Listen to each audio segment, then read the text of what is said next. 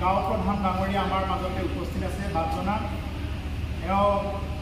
এটা অধ্যায়ৰ কথা খুব গুৰুত্বপূৰ্ণ সহকাৰে কৈছিলে যে দ্বাদশ স্কন্ধটো অকণমান চাব লাগে। তাৰ কাৰণে আমি ভাগৱতৰ একেবাৰে শেষৰ অধ্যায় দ্বাদশ স্কন্ধৰ পৰা আৰম্ভ কৰিছোঁ।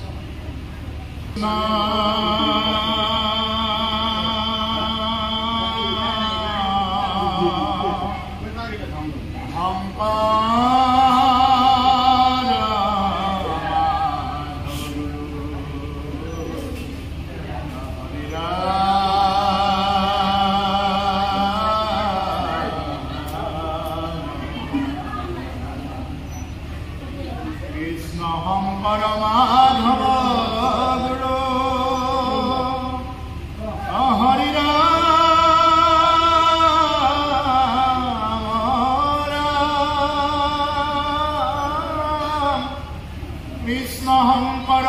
মাধৱ গুৰু হৰি ৰাম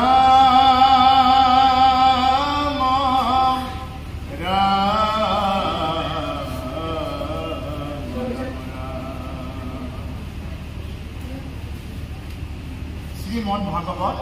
দ্বাদশ স্কন্ধ শ্ৰীকৃষ্ণায় নমঃ ৰাজবংশাৱলী আৰু কলিৰ ধৰ্ম। জয় জয় কৃষ্ণ প্ৰভু অভীষ্ট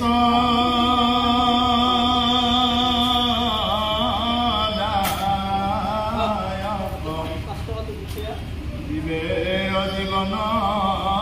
যদু জগত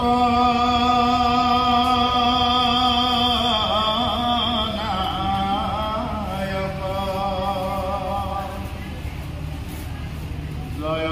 জয় সৃষ্টি স্থিতি লয় বিধায়ক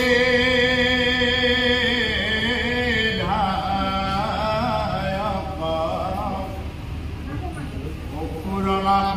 শিৱ সাৰংগ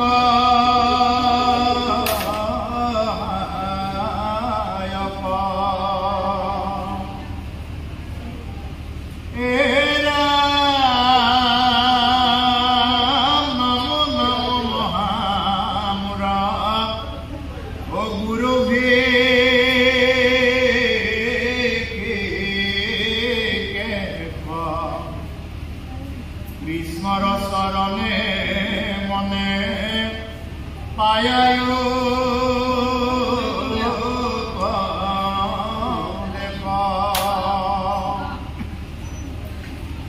দ্বাদশ স্কন্ধৰ কথা ৰচদি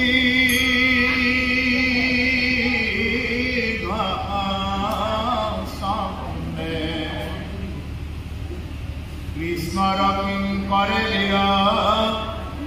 শিলাপ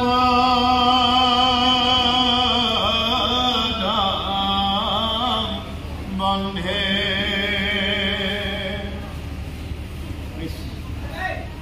হে বাপান্ধৱ মাই মাতৃ সমস্ত জনা, এতিয়া আমাক শ্ৰীমদ ভাগৱতৰ দ্বাদশ স্কন্ধৰ প্ৰথমতে আমাক ক'লে যে জয় জয় কৃষ্ণ প্ৰভু অভীষ্টদায়ক, যে সেইজন জগতৰ ঈশ্বৰ ভগৱন্ত কৃষ্ণক পোনপ্ৰথমতে জয় ধ্বনি দি লোৱা হৈছে। কাৰণ যিকোনো কাম কৰোঁতেই যিকোনো শুভ কৰ্মত আমি প্ৰথমতে ঈশ্বৰৰ জয় ধ্বনি দি কৰি ল'ব লাগে। অভীষ্টদায়ক আমাৰ সমস্ত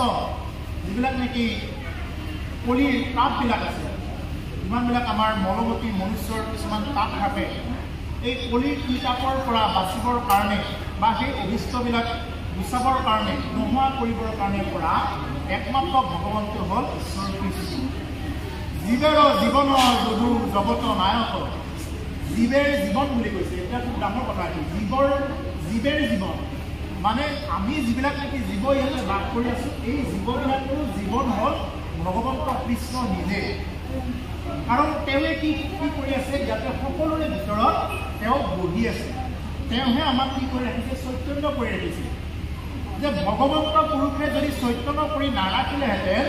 বা ভগৱন্ত যদি আমাৰ ভিতৰত যদি নাথাকিলেহেঁতেন, আমি সেই ঈশ্বৰৰ কৃপা দৃষ্টি নহ'লে আমি এতিয়া কোনো কথাও ক'ব নোৱাৰোঁ, আহিব নোৱাৰোঁ, ক'তো আহিব নোৱাৰোঁ, যাব নোৱাৰোঁ, এনেকুৱা এটা অৱস্থা হয়। সেইকাৰণে কৈছে জীৱেৰ জীৱন। এতিয়া তেওঁ থাকিলেহে আমাৰ জীৱনটো থাকে। তেওঁ যেতিয়া নোহোৱা হৈ যাব তেতিয়া আমাৰ জীৱনটো কি হৈ যাব। এনেকে যিদিনা নেকি এজন মানুহে মৰা বুলি কওঁ আমি, যিদিনা নেকি তেওঁ মানে শেষ নিশ্বাস ত্যাগ কৰে, সেইদিনা কি কৰে, মানুহজনে একদম ধুনীয়াকৈ শুই থাকে খাটত বা বাহিৰত ওলালে এনেকৈ ঢাৰি পাতি শুই থাকে। এতিয়া মানুহজনটো একেই থাকে। এতিয়া চকুকেইটাতো ওলাই যোৱা নাই, হাতকেইখনটো ওলাই যোৱা নাই, খুলি যোৱা নাই, কোনেওতো খুলি দিয়া নাই। কোন ওলাইছে কোন নাই বোলে তেওঁ নাই বুলি কয় মৰা দিনা। যিদিনা মানুহজন মৰিলে সেইদিনা কি বুলি কয়, তেওঁ নাই বুলি কয়। তাৰমানে সেইদিনা কি নোহোৱা হ'ল, তেওঁ নোহোৱাৰ কাৰণে এই দেহাটোৰ কোনো ধৰণৰ কাম নোহোৱা হ'ল, মূল্য নোহোৱা হৈ গ'ল। গতিকে সেইকাৰণে যে যিটো দেহাক ইমান দিনৰ পৰা মোৰ বুলি ভাবি থকা হয় বা যিটো দেহাক লৈ আমি অহংকাৰ কৰি থকা হয়, সেই দেহাটোৰ পৰা তেওঁ যেতিয়া নাই, সেই মানুহটোতো পৰি আছে চোতালত, কিন্তু তেওঁ নাই বুলি কয়। তাৰমানে তেওঁ নাই, কোন নাই, সেই ঈশ্বৰ নাই, সেই ঈশ্বৰৰূপী সেই জীৱটো নাই। আৰু সেই নোহোৱাৰ কাৰণে কি হৈ আছে যে এই শটো ইয়াতে পৰি আছে আৰু তেওঁক জ্বলাই দিবৰ কাৰণে গোটেই পৰিয়ালৰ মানুহে বা বংশৰ কুটুম্বই ওলাই লাগে। গতিকে এই হ'ল কথা। সেইকাৰণে কৈছে জীৱেৰ জীৱন যদু জগতৰ নায়ক, জগতৰ তেওঁ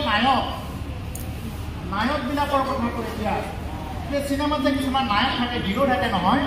এই হিৰোবিলাকে হ'ল চিনেমাখনৰ মুখ্য মানে কেৰেক্টাৰ। তেওঁ আৰু চববিলাক তেওঁ যি কৰে সেইফালে লৈ যাব লাগিব। ঠিক তেনেকুৱা যে ভগৱন্ত কৃষ্ণৰ হ'ল জগতৰ নায়ক। তেওঁ যদি এই জগতখনক সৃষ্টি কৰিব খোজে তেতিয়াহ'লে তেওঁ সৃষ্টি কৰিব পাৰে,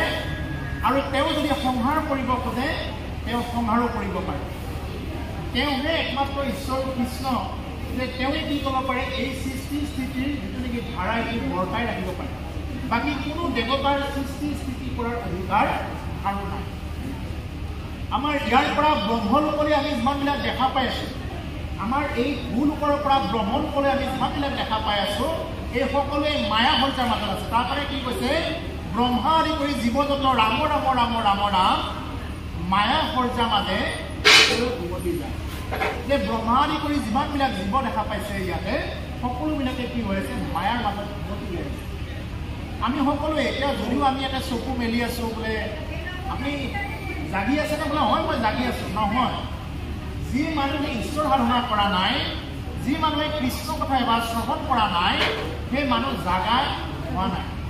জাগিছে কোনবিলাকে, যিবিলাকে নেকি কৃষ্ণ কথা শুনিছে। জাগিছে কোনবিলাক, যিবিলাকে নেকি ৰাম নামত মাতা নাম কৰিছে, সেইবিলাকে জাগিছে। যদি ধৰ্মপদতে যে মানুহে চেষ্টা থাকে, তেতিয়াহ'লে তেওঁ জাগা বুলি নহয়। সেইকাৰণে কৈছে জয় জয় সৃষ্টি শ্ৰী নৰহয়। তেওঁ কি কৰিব পাৰে, সৃষ্টি কৰিব পাৰে, সৃষ্টিও কৰিব পাৰে, আৰু তেওঁ ভয় কৰিব পাৰে, প্ৰলয় কৰিব পাৰে। কাৰণ আমাৰ যিহেতু আমি তাকে ওলাব যে এতিয়া কলিযুগৰ অৱস্থা কেনেকুৱা হ'ব, তাকে কলিযুগত মানুহে কেনেকুৱা অৱস্থাৰ কাৰণে যাব। কলিযুগৰ অৱস্থা বা কলিযুগৰ সম্পৰ্কে এই ভাগৱতৰ এই অধ্যায়ৰ পিছতে আমাৰ আলোচনা হ'ব। গতিকে সেইকাৰণে ইয়াতে কৈছে যে জয় জয় সৃষ্টি স্থিতি লয় বিধায়কে একমাত্ৰ বিধায়ক, অসুৰ নাশক হ'ব আমাৰ সহায়ক। তেওঁ অসুৰ নাশ কৰিব পৰা শিৱৰ বিবেকে ঈশ্বৰ কৃষ্ণ জগতত বিৰাজমান হৈছে। নৱমূৰক মহামূৰক গুৰুকে কৃষ্ণৰ চৰণে মনে প্ৰায় কৰে। গতিকে সেইজন গুৰু ঈশ্বৰ কৃষ্ণ, সেইজন ঈশ্বৰ কৃষ্ণৰ চৰণে মনে পায় কৰে কি কৰিব পাৰে এজন মানুহে কৃষ্ণ কথা ক'ব পাৰে বা শুনিব পাৰে যদি ঈশ্বৰৰ কৃষ্ণ যদি আজ্ঞা নাথাকে যদি ভগৱতৰ ওপৰত যদি কৃপা নাথাকে তেনেকুৱা মানুহে ভগৱতৰ ওচৰত আহি কৃষ্ণ কথা ক'ব নোৱাৰিব কি কৈছে যাৰ নেকি পৃথিৱীৰ জন্মৰ সঁচাৰ আছে তেওঁ ভগৱতৰ কথা কৃষ্ণ কথা ক'ব পাৰে যাৰ অৱস্থা নাই মানুহে কৃষ্ণ কথা ক'ব নোৱাৰে সেইকাৰণে এইবিলাক কথা নানা ভাষাত খুব সুন্দৰকৈ বৰ্ণনা কৰি থোৱা আছে তাৰ পিছতে দ্বাদশ স্কন্ধৰ পৰা ষষ্ঠ পৰ্যন্ত ঈশ্বৰৰ কি কৰে বিৰোধিতা কৰিব কৃষ্ণৰ কি কৰিব মই ভাগৱতৰ পৰিপালন কৰিব কি কৰিব লাগে সাকৰ ভগৱানৰ সাকৰ হৈ ভাল পায় ভগৱানৰ হৈ ভাল পোৱা শংকৰ গুৰু তেওঁ ইমানখিনি জানে অৱধ বিচাৰে দেহ বিচাৰে দেহ কত কৰো হৰিণা তেওঁ কি কৰে যে গোটেইবিলাক বেদ অধ্যয়ন কৰি কৈছে তেওঁ হৰিনাম ধৰ্ম ব্যক্ত কৰিছে হৰিনাম ধৰ্ম ব্যক্ত কৰাৰ পিছত তেওঁ কি কৰিছে তেওঁ নিজকে ঈশ্বৰৰ সাকাৰ বুলি কৈছে ঈশ্বৰৰ নিকৰ বুলি কৈছে আৰু আমাৰ মানুহে কিবা অকণমান জানিব লাগে বোলে মই আৰু ভগৱত কথা নমন কৰাৰ সময় নাই মোৰ এইটো যুগ বিভিন্ন প্ৰকাৰৰ বাধাবিলাক ব্যৱহাৰ কৰে কৃষ্ণ কথা নুশুনে গতিকে সেইকাৰণে যে ভগৱত পুৰুষৰ চব অৱতাৰ স্বৰূপ মোৰ পৰিপালন মহাপুৰুষ শংকৰদেৱে কয় যে মই কৃষ্ণৰ নিকৰ মহাপুৰুষ নাৰায়ণদেৱে কি কয় মানৱ ব্ৰহ্মমতী মানৱ ব্ৰহ্মমতী মানে নিজকে ব্ৰহ্ম বুলি ইমান জানি আৰু আমাৰ অকণ জনাৰ আমাৰ ধৰ্মৰ মানে গতিকে এনেকুৱা কথা নহয় আমি যি অকণমান কৃষ্ণ কথা শ্ৰৱণ কৰিলে এইখিনি আমাৰ জন্ম জন্মলৈকে কৰিব টকা দিব জন্ম পৰ্যন্ত কি হ'ব পাৰে ভাগৱতৰ কথা কৃষ্ণ কথা তেতিয়াহ'লে জন্ম কি কৰিব পাৰে এই জন্ম তেওঁ ৰোধ কৰিব পাৰে জন্ম বহু লাভ হৈছে তেওঁ জন্ম কি কৰিব পাৰে ৰোধ কৰিব পুনৰ অহা এই বাক্য দিব লগাবা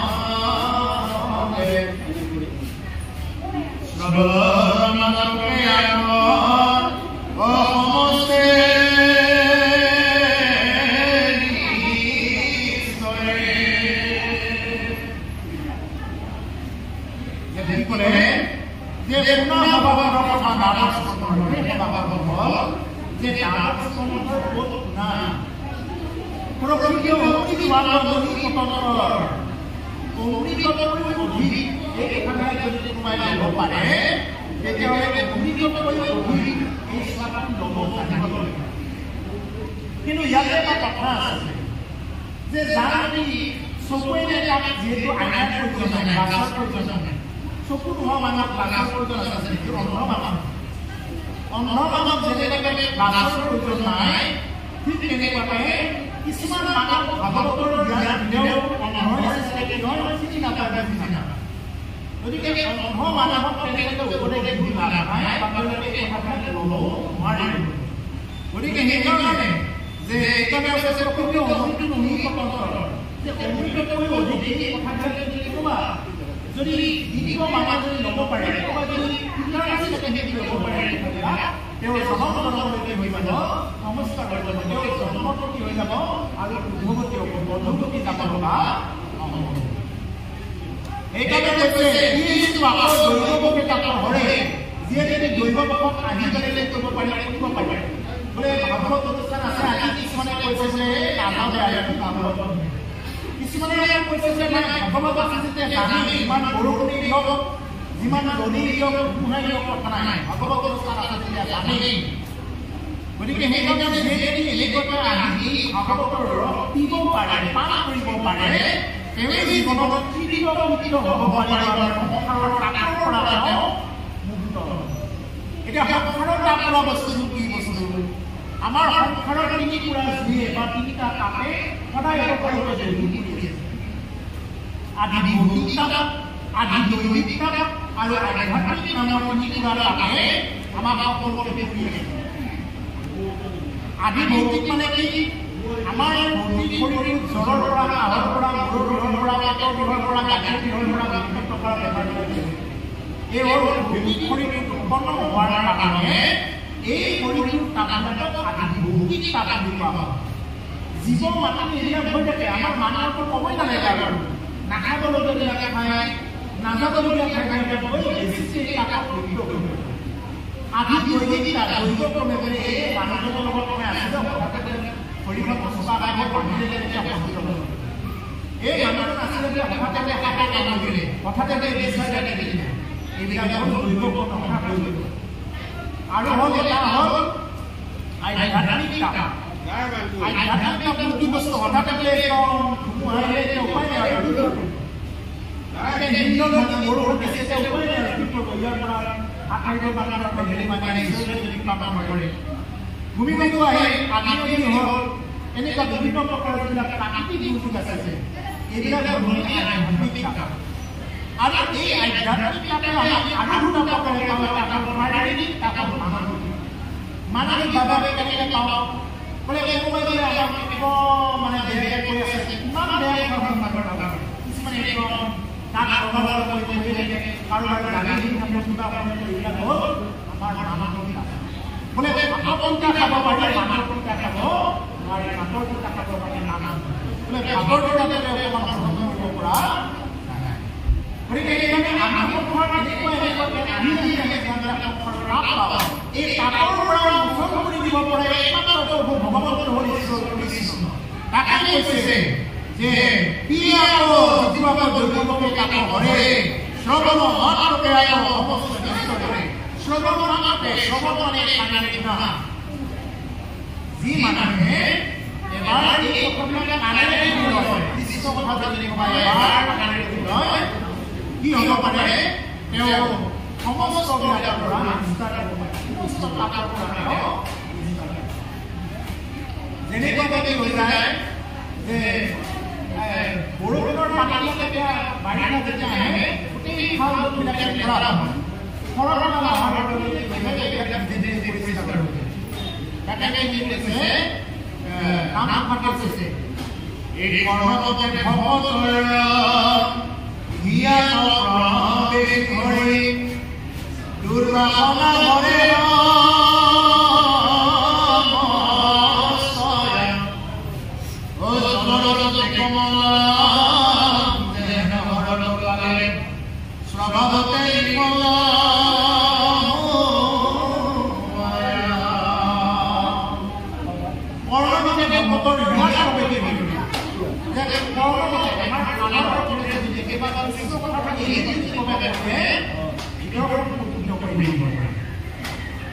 আমাৰ বাহিৰত পবিত্ৰ কৰাৰ কাৰণে চাফা কৰাৰ কাৰণে পৰিষ্কাৰ কৰাৰ কাৰণে বিভিন্ন প্ৰকাৰৰ চাফা ওলাল বিভিন্ন প্ৰকাৰৰ বীজ ওলাল বৈদ্যুতিক ওলাল ফেচ ৱাছ ওলাল বিভিন্ন প্ৰকাৰৰ বস্তুবিলাক কিন্তু ভিতৰখন পৰিষ্কাৰ কৰাৰ কাৰণত এটাই বস্তু আছে এইটো হ'ল ৰাম নাম আৰু কৃষ্ণ নাম আৰু এই ৰাম নাম আমি মুখেৰে আমি যদি কাণখন সপা মাৰি মুখেৰে কৰিলে ক'ব নেকি নহয় আমি কেৱল কাণেৰে শুনিব লাগিব মুখখনক সপা মাৰি দিব লাগিব বোলে হে কিবা এইটো তই চাহ খাব নকৰিবি তই কাণা খাব নকৰিবি এইখিনি মই পাওঁ কাম কেতিয়া মানে কিনি দিব লাগিব কৰ্মতে ভগতৰ হৃদয় প্ৰবৃত্তি কৰি দুবাৰ হয় সমস্ত যেতিয়ালৈকে কৰ্মৰ পথেৰে কৃষ্ণ নাম এবাৰ যদি কোনোবা ব্যক্তিৰ মাজত যদি প্ৰৱেশ কৰে তেওঁৰ জীৱনৰ সমস্ত পাপ এইবিলাক নোহোৱা হৈ যায় কি হ'ব তেওঁৰ কি হৈ যাব নিৰ্মল হৈ যাব যেহেতু সৰল কালে স্বভাৱতে নিৰ্মল হৈ যাব জলৰ য'তে মল জলৰ যিবিলাক মল আছে সিমানবিলাক যেনেকুৱাকৈ সৰল কালত নিৰ্মল হৈ যায় যেনেকুৱাকৈ বাৰিষা কালত একদম সেনেকৈ প্ৰকাৰে এইবিলাক পানীবিলাক ভাঙি হৈ যায় গোটেইবিলাক নলা নৰ্দমাবিলাক ভৰ্তি হৈ লেতেৰা হৈ যেতিয়া পানী লোৱা বুলি কোৱা হয় ঠিক তেনেকুৱা যেতিয়া সৰলতা আহে পানীটো নিজে নিজে পৰিষ্কাৰ হৈ যায় মানুহৰ ঠিক তেনেকুৱা মানুহে সংসাৰ থাকি মায়াৰ মানুহ থাকি কেৱল টকা পইচা ধন সম্পত্তি মূৰ্ত কেনেকৈ কিবা কৰিব পাৰিলে উন্নতি কৰিব পাৰিলে বাকী আধ্যাত্মিক কথা নাহে বাকী দিশত কেনেকৈ উন্নতি কৰিব পাৰিলে এইবিলাক চিন্তা কৰি নাথাকে বুজাই যে মানুহ ঈশ্বৰ আৰাধনা কৰিবলৈ পাহৰি যায় এনেকৈ ভোলা হৈ থাকে মানুহে আৰু যেতিয়া মানুহে এবাৰ কৃষ্ণ কথা কৰ্ম কৰি প্ৰৱেশ কৰালে তেতিয়া তেওঁ হৈ যায় তাক গতি হৈ যায় গতিকে সেইকাৰণে আমাৰ ঘৰত যদি গতি হয় সেইকাৰণে আমি কৰিব লাগে কৃষ্ণ কথা শুনিব লাগে ভাগৱত কথা সাধুবোৰ আমি শুনিব লাগে কৃষ্ণ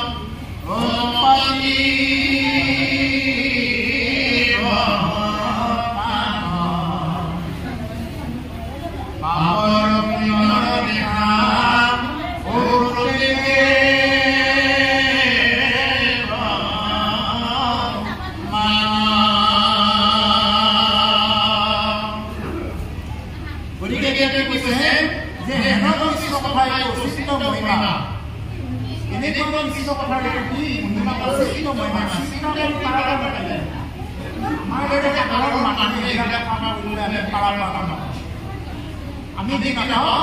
আমাৰ সাধাৰণ শুদ্ধ মগজুৰে এই কথাবিলাক আমি দেখি নাপাওঁ গতিকে এনেকুৱা কৃষ্ণ কথা উচিত বহুত ধৰণৰ আমি ভগৱানৰ নামতে চলাব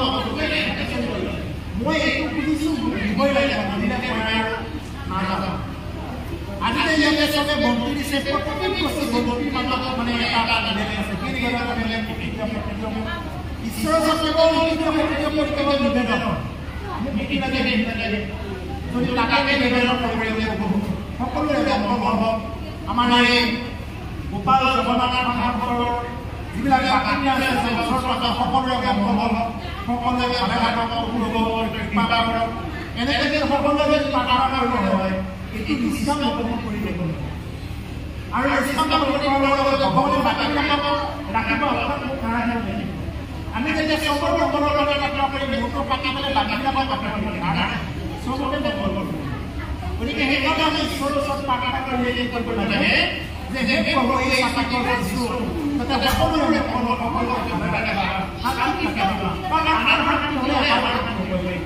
যদি চবে থাকে বহুত কাৰণ আছে ক'বলৈ বহুত কথা বহুত আছে গতিকে আমি ইয়াত চাব লাগে আমি নিশ্চয় নকৰোঁ নিশ্চয় মাৰিলে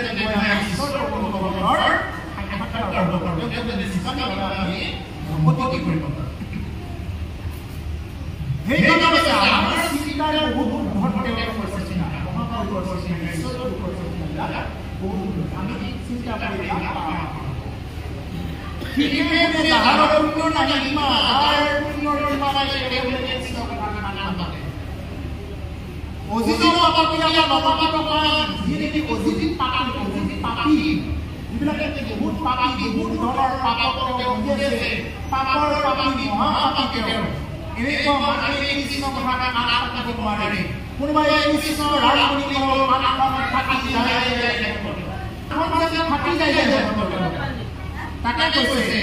যে অতিথি পাপক ইয়াত নপাতিব পাপৰ পাপ থেকে ক্ষমা পাপৰ ইয়াতে ক্ষমা চাইছে কেউ নিজকে ক্ষমা চাই পাপিকে পুণ্যবান মানুহ আমি পাপিকে পুণ্যবান মানুহ আমি নিজকে যে গম পাওঁ কেনেকে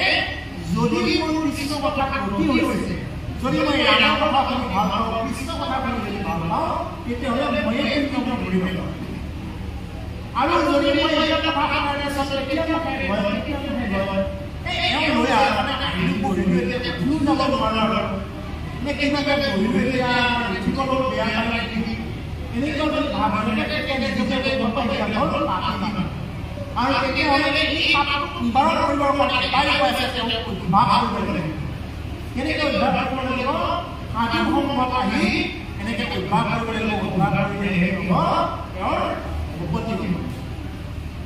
আৰু এই অভ্যাস কেতিয়ালৈ কৰিব লাগিব কেনেকৈ যে আমি অভ্যাস কেনেকুৱা নহয় আমি লাহে লাহে অভ্যাস কৰি এদিন আমি মানে ভক্তবান ব্যক্তি কৰিব লাগিব তাকে কৈছে সমস্ত ভূততে বুদ্ধিও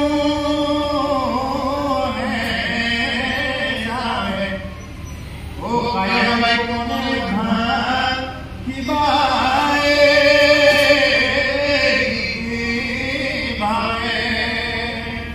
সমস্ত ভূততে বুদ্ধি যেতিয়ালৈকে দেখা নাপায় তেতিয়ালৈকে কায়াক ভাগ্য মনে কায়ালে কৰি বাক্য মানে কথা কৰি আছে আৰু মনটো বুজি পাইছে আমাৰ মনটো কি কৰিব লাগিব প্ৰভু ভগৱন্তৰ শ্ৰীচৰণত অৰ্পণ কৰাব লাগিব কায়ৰ বাক্য মনে দৃঢ় বিশ্বাস আমি কি কৰিব লাগিব ঈশ্বৰৰ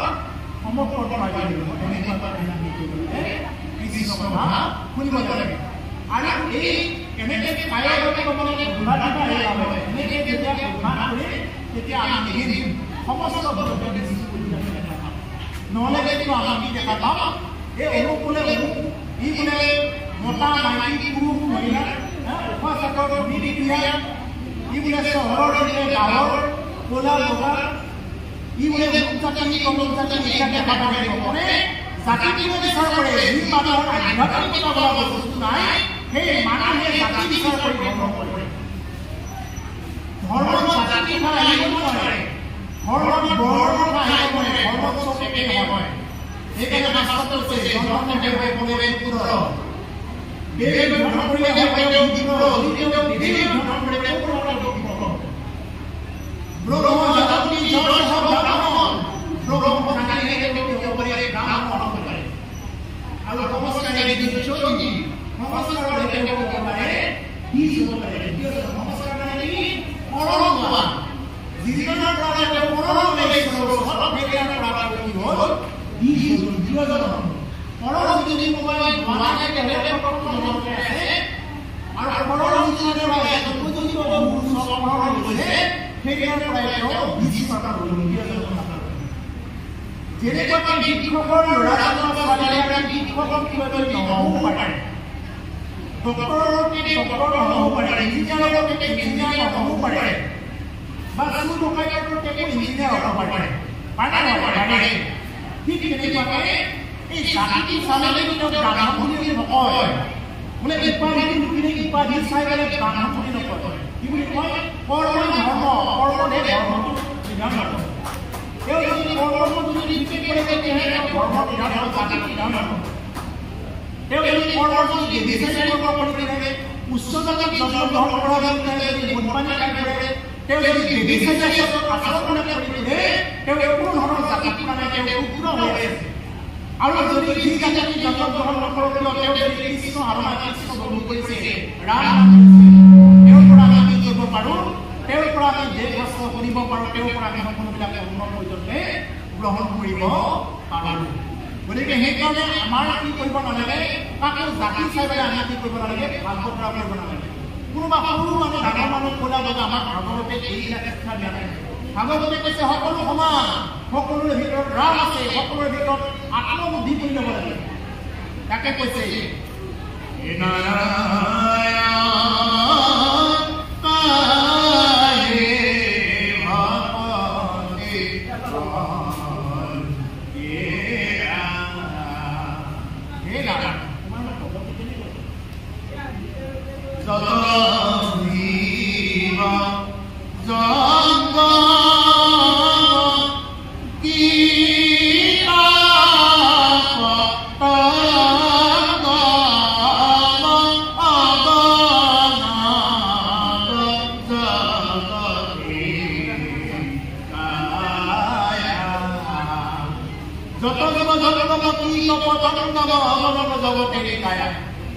জীৱ জগতৰ যিমানবিলাক কীট-পতংগ আদি কৰি যিমানবিলাক আছে সকলোৰে ভিতৰত তোমাৰ এই কায়া তোমাৰ এই শৰীৰ আছে হে প্ৰভু। আমি এতিয়া এইবিলাকে শৰীৰ দেখা পাইছোঁ এইবিলাক নিচাহে প্ৰত্যেকৰ ভিতৰতে কি হৈ আছে ঈশ্বৰ বিদ্যমান হৈ আছে। মই প্ৰথমতে সেইকাৰণে কথাখিনি আৰম্ভ কৰিছোঁ কাৰণ প্ৰত্যেকৰ ভিতৰতে ঈশ্বৰ আছে। যেতিয়া ঈশ্বৰ শক্তি নোহোৱা হৈ যাব তেতিয়ালৈকে সেই মানুহৰ জীৱনতো কোনো ধৰণৰ বিৰোধ নোহোৱা হৈ কাম নোহোৱা হৈ যাব। গতিকে সেই জানে আমি যাতে এইবিলাকে বাছ বিচাৰ কৰি নাথাকোঁ, দেহৰ ধৰ্ম নাথাকোঁ, আমি যাতে অকণমান আত্মধৰ্মলৈ আহিব পাৰোঁ। আত্মধৰ্মত যিয়ে আহিব পাৰে এইটোৱেই শ্ৰেষ্ঠ ধৰ্ম। আত্মধৰ্মলৈ আহিব লাগিব। আমি যদি দেহৰ বিচাৰি এওঁ বোলে অমুক জাতি এওঁ তমুক জাতি এওঁ লাগিলে এই মই নাথাকোঁ। কাৰণ যিয়ে শৰণ ল'লে তেৱেই জাতি, যিয়ে শৰণ লোৱা নাই তেৱেই অজাতি হৈ যায়। যিয়ে নেকি ঈশ্বৰৰ ওচৰত শৰণ ল'লে ভগৱন্তৰ পুৰুষৰ ওচৰত শৰণ ল'লে তেৱেই জাতিত পৰিব। সেইকাৰণে ভগৱন্ত কৃষ্ণ অৰ্জুনে কৈছে হে অৰ্জুন সৰ্বধৰ্মান পৰিত্যাজ্য মাম একং শৰণং ব্ৰজ অহম ত্বং সৰ্বপাপেভ্যো মোক্ষয়িষ্যামি মা শুচঃ। হে অৰ্জুন তুমি যিমানবিলাক জানো বুলি ভাবি আছা,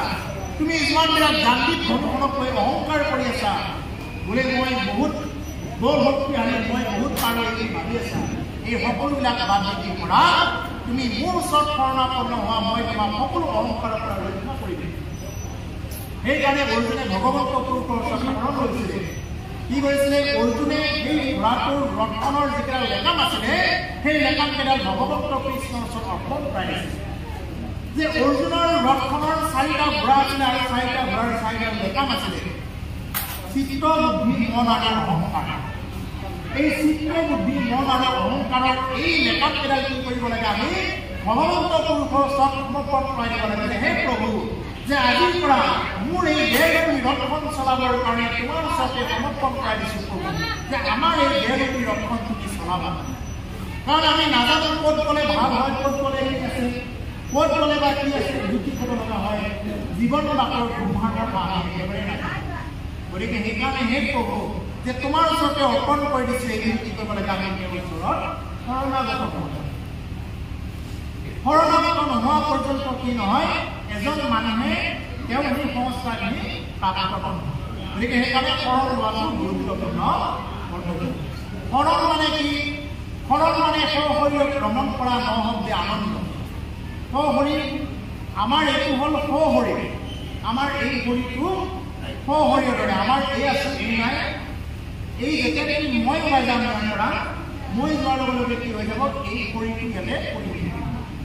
এতিয়া মই কোনে কৈ আছোঁ? এতিয়া মই কোনে কৈ আছোঁ? মই হ'ল আত্মা। মই হ'লো আত্মা। মানুহে কয় নেকি বোলে হেৰি মই হাত বুলি কয় নেকি? হাতখন কাৰ বুলি ক'লে কি বুলি কয়? মোৰ হাত, মোৰ ভৰি, চকুকেইটা কাৰ? মোৰ চকু। মোৰ মানে কাৰ? মোৰ মই। কোন মই?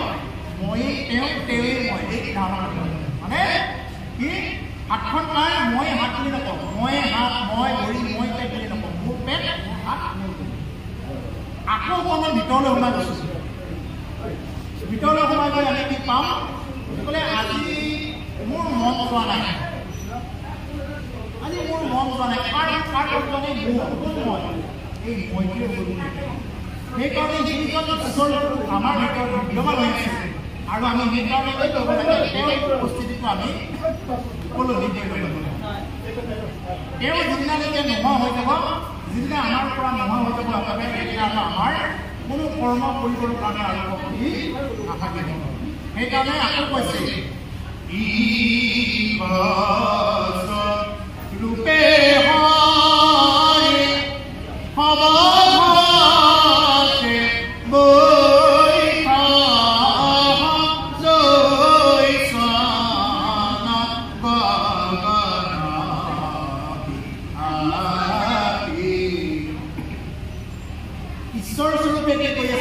সকলোৰে ঘৰবিলাকত বহি আছে, সকলোৰে ভিতৰত বহি আছে। অকল মানুহে কিয় পশু পক্ষী আদি কৰি প্ৰত্যেকৰ ভিতৰতে ঈশ্বৰে বহি আছে। যেনেদৰে আমি এতিয়া পাত্ৰ এই পাত্ৰটোত যদি আমি পানী ভৰাই দিওঁ মুকলি আকাশৰ তলত ৰাখি দিলে আমি 100টা সূৰ্য দেখা পাওঁ, 100খন আকাশ দেখা পাওঁ। সেইবুলি আকাশ কিন্তু 100খন নহয়, সূৰ্য কিন্তু 100টা নহয়, এটাই। আমাৰ ব্ৰহ্মাণ্ডৰ মানে সূৰ্য এটাই হয়।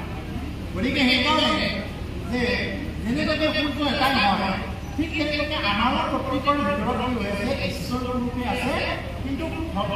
প্ৰত্যেকৰ ঘৰবিলাকত তেনেকুৱাকৈ বহি আছে আমি মাত্ৰ কি কৰিব লাগে আমি ঈশ্বৰক যোগাই দিব লাগে আমি মাত্ৰ যোগাব লাগে নজগালে কিন্তু আমি ঈশ্বৰৰ সাধনা কৰিব নোৱাৰিম আমি যদি ঈশ্বৰক নামাতো তেতিয়াহ'লে ঈশ্বৰৰ ধাৰণাটো ক'ৰ পৰা আহিব যেনেকুৱাকৈ গাখীৰত কি থাকে বাৰু গাখীৰত ক্ৰীম থাকে গাখীৰত ক্ৰীম থাকিলে যদি মই গাখীৰখিনি বহুৱাই পেলাই মই যদি তাৰ পৰা যদি গাখীৰখিনি দি পেলাই যদি মই লুচি পুৰি বনাব হ'ব নেকি গাখীৰখিনি বিশেষ এটা পথাৰে মুঠি লৈ পেলাই তাৰ পৰা ক্ৰীম উলিয়াব লাগিব হয়নে নহয় তাৰ পৰা ঘি উলিয়াব লাগিব তেতিয়াহে হ'ব যদি আমি নমথাকে হ'ব নেকি নমথাকে নহয় দৈ হৈ যাব গতিকে সেইকাৰণে আমি কি কৰিব লাগে আমাৰ ভিতৰত ঈশ্বৰটো বিদ্যমান হৈ আছে প্ৰত্যেকৰ ভিতৰতে ঈশ্বৰ বহি আছে মাত্ৰ আমি যোগাই দিব লাগে আমাৰ ভিতৰত যিখিনি চৈতন্য শক্তি আছে এই শক্তিক যোগাই দিব লাগে আৰু যোগাই দিবৰ কাৰণে আমি কি কৰিব লাগে ভাগৱত কথা শুনিব আহিব লাগে কৃষ্ণ কথা শুনিব আহিব লাগে কাৰণ কৃষ্ণ কথা শুনাৰ মন মানসিকতা যদি তেওঁৰ মনটো যদি মামৰে ধৰি আছে তেতিয়াহ'লে মামৰে ধৰা প্ৰভাৱ কৃষ্ণকে আকৰ্ষণ নকৰে ঠিক তেনেকুৱাকৈ মামৰে ধৰা এটা মন লৈ যদি ভাগৱত কথা শুনিব আহে তেওঁ এইবিলাক কথাই কোনো ধৰণৰ ক্ৰিয়া নকৰে মামৰে ধৰা মোৰ যদিও চুম্বকৰ ওচৰত দিয়া যায় কিন্তু সেই মোৰ কুকুৰাক কিন্তু চুম্বকে মানে নিজে আঁকোৱালি নলয় ঠিক তেনেকুৱা কোনোবা যদি বিষয়ী একদম সৰু বিষয়ী মানুহ আছে কেৱল মানে বিষয় চিন্তা বিষয় মানে কি কেৱল টকা পইচা ঘৰ সম্পত্তি এইবিলাকতে যি চিন্তা কৰি থাকে এইবিলাক মানুহে ভাগৱত কথা শুনিব আহে তেওঁলোকে এনে আহি বহিব পাৰে কিন্তু ইয়াৰ পৰা একো লৈ যাব নোৱাৰে গতিকে আমি ইয়াৰ পৰা যাতে কিবা অকণমান লৈ যাব পাৰোঁ আৰু যদিও মামৰে ধৰ মানুহবিলাক যদি ইয়াতে আহে বহুতে মামৰো থৈ গৈ সেই পাত প্ৰভাৱ এদিন কি হৈ যায় চুম্বকে আকৰ্ষণ হৈ যায় ঠিক তেনেকৈ যদি কাৰোবাৰ হেৰিয়ত মামৰো লাগি আছে তেতিয়াহ'লে এই মামৰবোৰ নোহোৱা কৰিবৰ কাৰণে এটাই হ'ল উত্তম উপায় হ'ল বৈকুণ্ঠৰ কল্পটো এই বৈকুণ্ঠৰ কল্পতৰু ও ভাগৱত আশ্ৰম ইয়াৰ তম ফল ও হৰি নাম মাত্ৰ হৰি নামে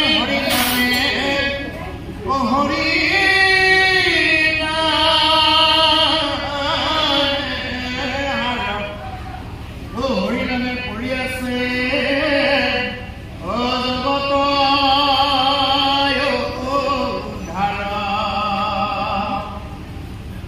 বৈকুণ্ঠৰ কল্পটোৰ সৈতে এই মহাভাগৱত আছে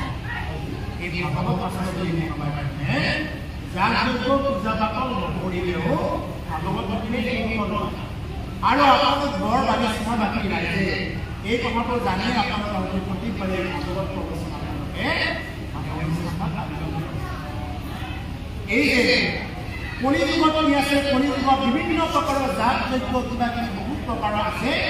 আমি অৱশ্যে তাকে ভুল নকৰোঁ প্ৰত্যেকবিলাক আছে জাত যজ্ঞ পূজা পাতল সকলো থাকিব কিন্তু আমাৰ কৃপালু গুৰুজনা শংকৰদেৱ গুৰুজনাই কি কৰিছে যে এটা আমাক চিধা ৰাস্তা দেখুৱাইছে যে জাত যজ্ঞ পূজা পাতল কৰিলে কলিযুগত প্ৰকৃত ঘি নাপায় প্ৰকৃত ঘি পাবৰ কাৰণে টান প্ৰকৃত মৌ পাবৰ কাৰণে টান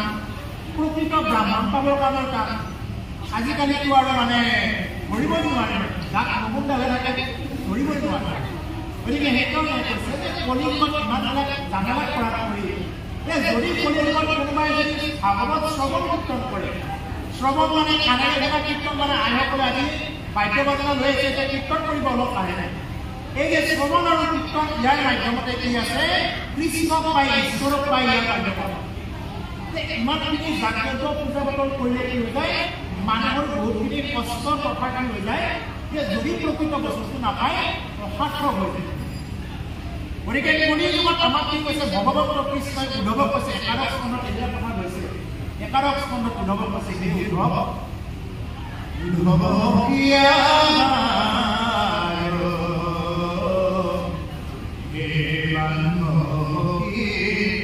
ও সুনিতা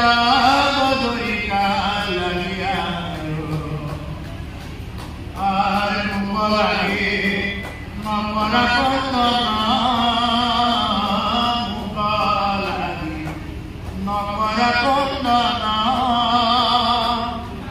ও মুৰাই বাবৰি বাগি খনহে মানৱ সখী ও চলি যাব দৰিয়া লাগিয়া হে উদ্ধৱ হে মোৰ প্ৰাণৰ সখী হে মোৰ প্ৰাণৰ বান্ধৱ তুমি ইয়াৰ পৰা বদৰিকাত গৈ মই তোমাৰ জৰিয়তে নাম ঘটনা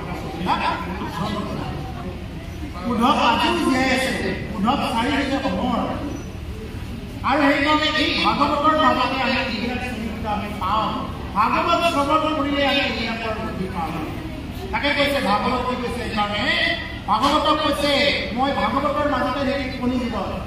আৰু কলি জীৱত ধৰ্মক লৈ ভাগ ভাগ হৈ যাব মানুহৰ মাজত ধৰ্মক লৈ মতিভ্ৰম হৈ যাব কোনটো সঁচা কোনটো মিছা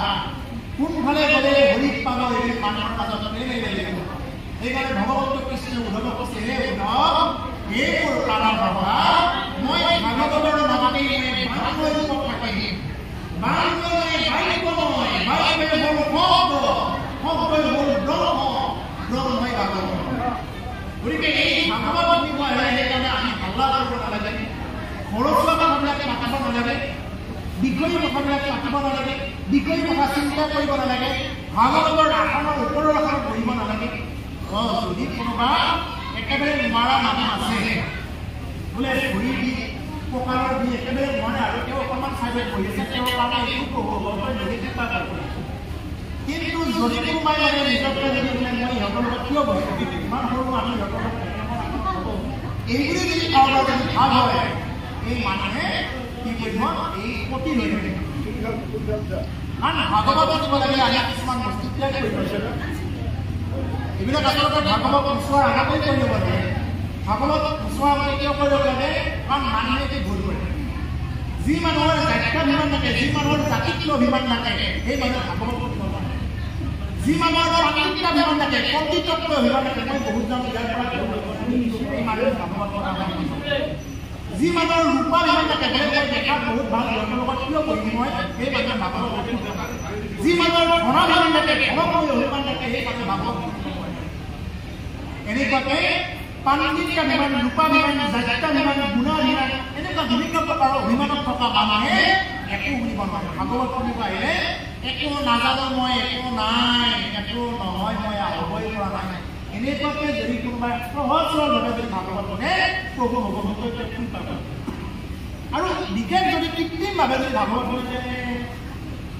নহয় কৈ আছে মই মানি নলওঁ মোৰ মতে হোৱা নাই এনেকুৱা যদি হয় এনেকুৱাই যদি হ'ব লগা হয় তেতিয়াহ'লে ইমান আৰু ভাগৱত কৈ থকা হ'ব পানীত কোবাই নিচিনা পানীত যেনেকৈ কোবাই থাকিলে সাঁচ নবহে কিছুমান মানুহৰ ভাগৱত কথা কৈ থাকিলেও সাঁচ নবহে আৰু যি মানুহৰ ভাগৱত কথা কৰিলে সাঁচ বহে তেওঁ নিজকে যে গম পায় যে কৃষ্ণ কথা কিমান ৰস আছে এই ৰসৰ সমান আৰু বেলেগ ৰস নাই সেইকাৰণে কৈছে যে বৈকুণ্ঠৰ নৈকটো ভাগৱত আছে ইয়াৰ উত্তম ফল হৰিনাম মাত্ৰ ইয়াৰ উত্তম ফল এটাই কৈছে হ'ল হৰিনাম কি কৈছে ইয়াৰ উত্তম ফল হৰিনাম মাত্ৰ হৰিনামে কৰি আছে জগতৰ গতিকে আমি এটাই ফল ল'ব লাগে ইয়াৰ পৰা হৰিনাম কেৱল যাতে আমাৰ জিভাৰ কেৱল ৰাম নাম থাকে কৃষ্ণ নাম নাথাকে নাম নহ'লে কিন্তু যিমান ভক্তি কৰিব পাৰোঁ নাম ল'বই লাগিব কৃষ্ণ নাম জিভাত থাকিব লাগে ৰাম নাম জিভাত থাকিব আৰু ৰাম নাম যদি নলওঁ তেতিয়াহ'লে আমাৰ জাতীয় দীঘলীয়া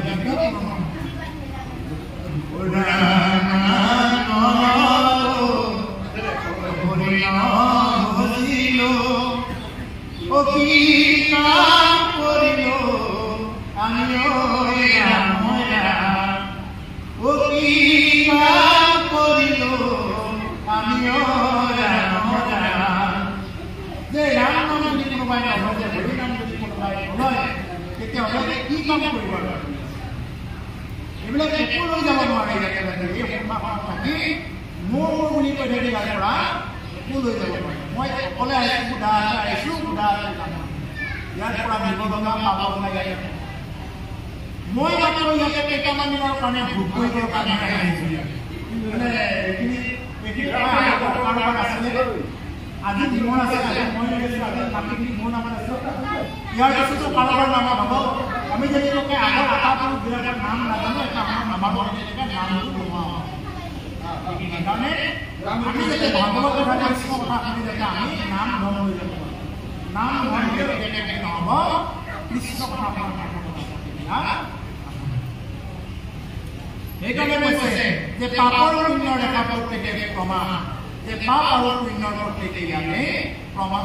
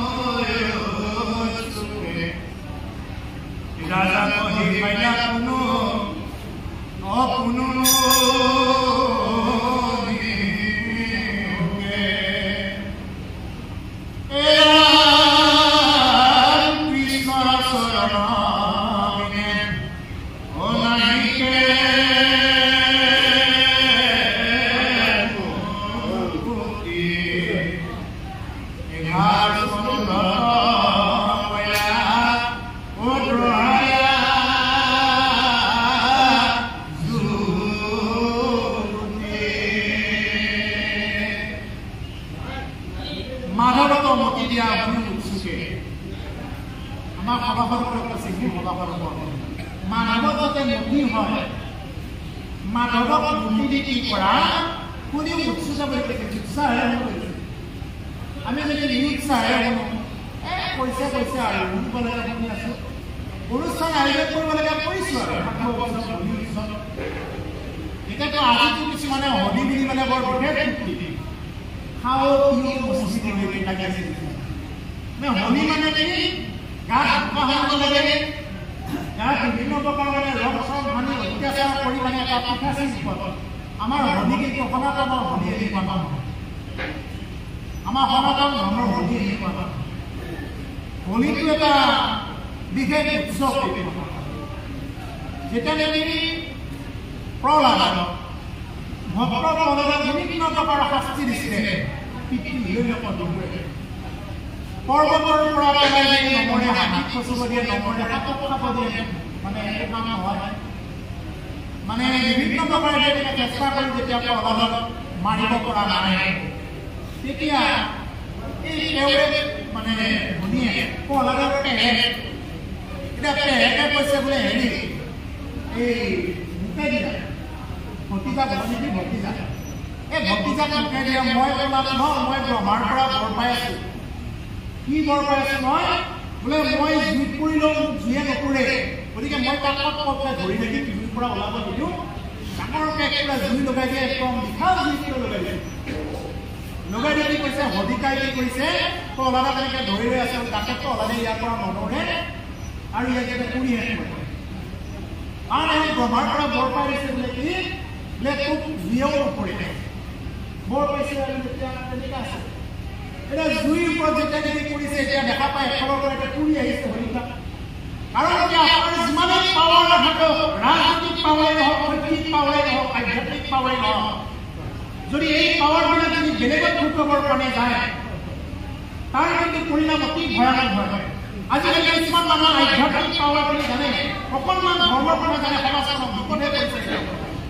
অকণমান যদি পলিটিকেল পাৱাৰ আছে তেওঁ তাক অকণমান যদি ৰাজনৈতিকভাৱে পাৱাৰৰ ব্যক্তি হৈ গৈছে তেওঁ মানে এনেকুৱা হৈ যায় মানে তেওঁক কৈ আৰু কোনো নাই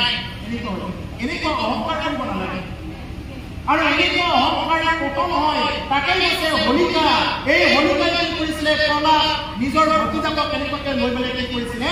মাৰিব খুজিছিলে আৰু মাৰিব খুজোতে কি হৈ গ'ল যে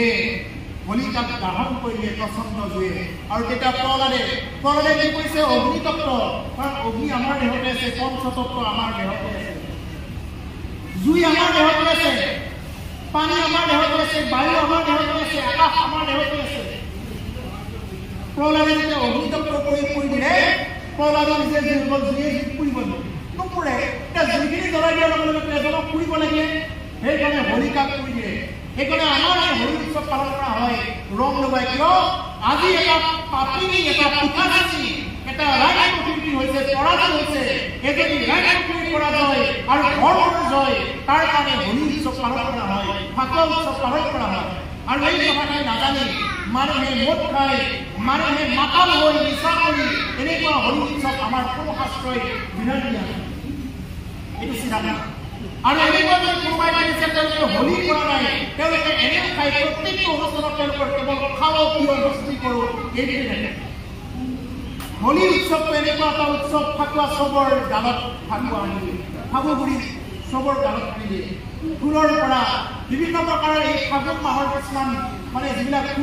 ফুল ফল এইবিলাক হয় সেইবিলাকৰ পৰা সংগ্ৰহ কৰি ফাকুৱা ৰং তৈয়াৰ কৰে, ফাল্গু ৰং।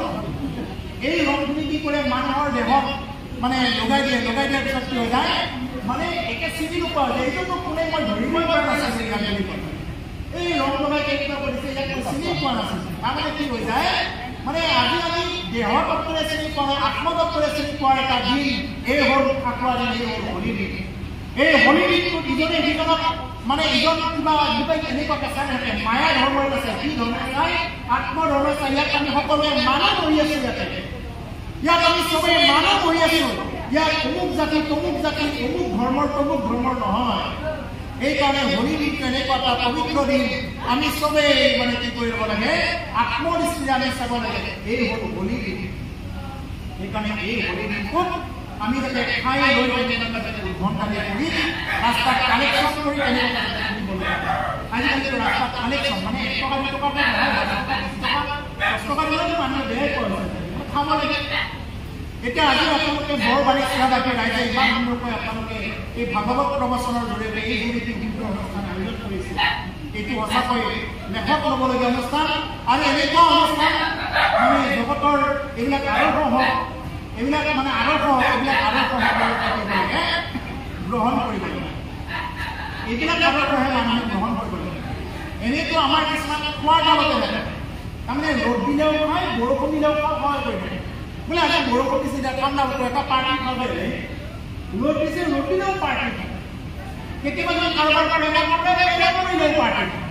প্ৰেমৰ পৰা যদি কিবা এটা বিচ্ছিন্ন হৈ গ'ল দুখতে পাৰ্টি খায়। সুখত আজিকালি সুখ আনন্দ দিলেও পাৰ্টি খায়, গাড়ী এখন ল'লেও পাৰ্টি খায়, গাড়ীখন বেচিলেও পাৰ্টি খায়। তাৰমানে কেৱল খাওঁ।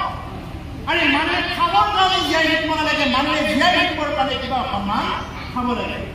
আৰু এই খাবৰ কাৰণে বাকীবিলাক যি আছে, বাকী জীৱ আৰু মানুহৰ মাজত কোনো ধৰণৰ পাৰ্থক্যই নাই। সেইকাৰণে নামঘৰত কৈছে যে হৰি সেৱাৰ যোগ্য কেৱল মনুষ্য কোনো জানি পুৰা হৰি দিন যায়। বিষয় সম্বন্ধ মুখ সমস্ত জনিতে পায়, ও হৰি সেৱা একোটা নাই। ও হৰিৰ সেৱাৰ যোগ্য কেৱল মনুষ্য তনু জানি পুৰা হৰি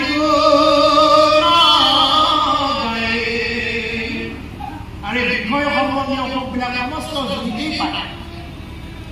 গাহৰিটো গাহৰি লগত একে ৰূপতে লৈ আছে, চৰাই চিৰিকটো ঘৰ বান্ধিছে, সকলোৱে আহাৰ নিদ্ৰা ভয় মৃত্যু এই 4টা প্ৰত্যেক জীৱৰ আছে, মানুহো আছে। কিন্তু মানুহে একমাত্ৰ ব্যতিক্ৰমী জীৱ কি কৰিব পাৰে, মানুহে ঈশ্বৰ আৰাধনা কৰিব পাৰে, এনেদৰে মুক্ত মানে কৃষ্ণ ভক্তি কৰিব পাৰে, ৰাম নাম ল'ব পাৰে। কিন্তু বাকী জীৱবিলাকে ল'ব পাৰে। এডাল গছত যদি লোক লাগি থাকে ভয় লাগে, সিহঁতৰ কোনোবাই বাটি ফুটি মাটি দিব নেকি, কোনোবাই কিবা ফাংচন পাতি থৈ দিছে নেকি, হয়নে নহয়? এইবোৰ সিহঁতৰ ভয় লাগে। কিন্তু মানুহে প্ৰায় ভয়বিলাকৰ পৰা কি হৈ যায়, মুক্ত হৈ যায়। মানুহৰ কোনো ভয় নাই, মানে মুক্ত মানে আমি কি দিব পাৰোঁ, কৃষ্ণ অনুষ্ঠান আয়োজন কৰিব পাৰোঁ। কৃষ্ণ কৃষ্ণ গতিকে সেইকাৰণে বিষয় সম্বন্ধ হওকবিলাক সমস্ত জনিতেই পায়, সকলো জনিতেই আছে। এতিয়া হৰি সেৱা একো নাই, হৰি সেৱা কোনো স্থানত নাপাব। আৰু এই জনমত মানুহৰ জনম পোৱাৰ পিছত যদি আমি হৰি সেৱা নকৰোঁ আৰু পিছত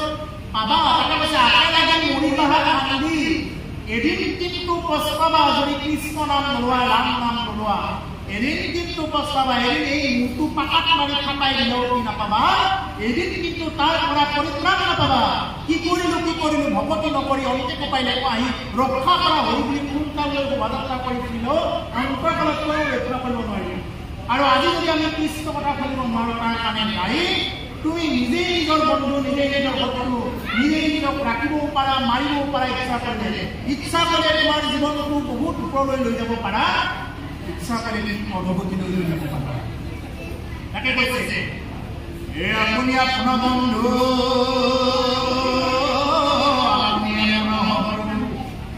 আপুনি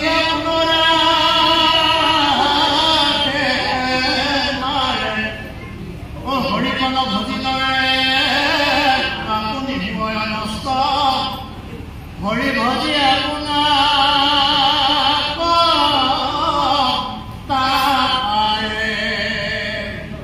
তাৰ কাৰণে কিন্তু বেলেগক গাড়ী বোলে অমুকে ফলন বনোৱাৰ কাৰণে মৰি লোৱা নাই অমুককো দিব লাগিব আপুনি আপোনাৰ বন্ধু তুমি তোমাৰ নিজে নিজৰ বন্ধু নিজে নিজৰ শত্ৰু বোলে ভাগৱত কথা অমুকে নাহি কাৰণে মৰি নাহিলো আৰু যাব নহ'ব বেলেগক দুখি নাখায় তুমি নিজেই দুখি তাৰ কাৰণ তুমি আহিব লাগিছিল আহিব লাগিছিল মানে আমি শুনিব নোৱাৰো তাৰ কাৰণে বেলেগক দুখি লাভ নহয় তাৰ কাৰণে আমি নিজে নিজৰ বন্ধু নিজে নিজৰ শত্ৰু নিজে নিজক আমি ৰাখিবও পাৰোঁ মাৰিবও পাৰোঁ নিজে নিজৰ জীৱন উদ্ধগতিলৈ নিব পাৰোঁ আৰু নিজে নিজৰ জীৱন অনুগতিলৈ নিব পাৰোঁ আমি যদি সদায় যদি নাখাবলগীয়া খাই থাকোঁ নাযাবলগীয়া ঠাইবিলাকত যদি গৈ থাকোঁ তেতিয়াহ'লে কি হ'ব আমাৰ জীৱনটো আমি নিজে অনুগতিলৈ নিব পাৰিম আৰু আমি যদি মানুহৰ নিচিনাকৈ যদি জীয়াই ল'বৰ কাৰণে কিবা অসন্মান যদি খাওঁ তেতিয়াহ'লে আমি জীয়াই থাকিব সুবিধা পাইছে আৰু তাৰ কাৰণে খোৱাৰ ক্ষেত্ৰত মই কৈছোঁ যিমান পাৰে আপোনালোকে নিৰামিষ আহাৰ ভক্ষণ কৰিবৰ কাৰণে চেষ্টা কৰিব মাছ মাংস কণী এইবিলাক মানুহৰ খাদ্য নহয় গতিকে যিমান পাৰে মাছ মাংস কণী এইবিলাক এটা এটাকে বান্ধিবৰ কাৰণে পাৰিলে যদি পাৰে যদি সম্ভৱ হয় চেষ্টা কৰিব চেষ্টা এদিন কৰিব আহিব কিন্তু এইটো ক'ব পাৰিলে এৰিলে মোৰ বাৰু এৰুৱা পৰা এনেকুৱা নহয় নিজকে চেষ্টা কৰি নিজকে মনত কৰিব বোলে এইবিলাক খাই আছে কোনে বুজিছে কোনে বুজিছে মোৰ শত্ৰুৱে বুলি বুজিছে কোন বুজিছে জিভাই কৈছে অকণমান কিবা টেঙা অলপ খাব পাৰিলে অকণমান কিবা অমুক বস্তুটো খাব পাৰিলে লুচি পুৰি খাব পাৰিলে এইবিলাক কোনে কৰিছে জিভাই আমাৰ হাতে বিচৰা নাই ভৰিয়ে বিচৰা নাই পেটুৱে বিচৰা নাই বিচাৰিছে কেৱল মাত্ৰ জিভাই সেই জিভা জানাকৈ ৰসৰ হাৰত জিভাবোৰে কেৱল ৰসৰ হাৰত বুজি পায় তাৰ কাৰণে মহাপুৰুষে কৈছে গালি পাৰিছে জিভা এবাৰ ৰাম নাম কৈছোৱা না এই জিভা এবাৰ কৃষ্ণ বুলি কৈছোৱা না কিমান তৃপ্তি ইমান সোৱাদ আছে কৃষ্ণ বুলি কৈ ৰাম বুলি কয় এবাৰ উৎসৱ কৰিছোৱা না ৰাম বুলি কোৱাৰ লগে লগে আমাৰ ভিতৰৰ পৰা বায়ু বাহিৰলৈ যায় মৌ বুলি কোৱাৰ লগে লগে আমাৰ দুটা পথত হৈ যায় তাৰমানে ৰাম বুলি কোৱাৰ লগে লগে বায়ুৰ লগতে আমাৰ পাপবিলাক বাহিৰলৈ গ'ল মৌ বুলি কোৱাৰ লগে লগে আমাৰ পুণ্যবিলাক আহি জমা হয় তাৰ কাৰণে আমি কি কৰিব লাগে ৰাম ৰাম ৰাম উচ্চাৰণ কৰিব লাগে যিমান পাৰে ৰাম নাম উচ্চাৰণ কৰি ৰাখিব লাগে ৰাম নাম উচ্চাৰণ কৰিলে কি হ'ব আমাৰ সমস্ত পাপবিলাক নাম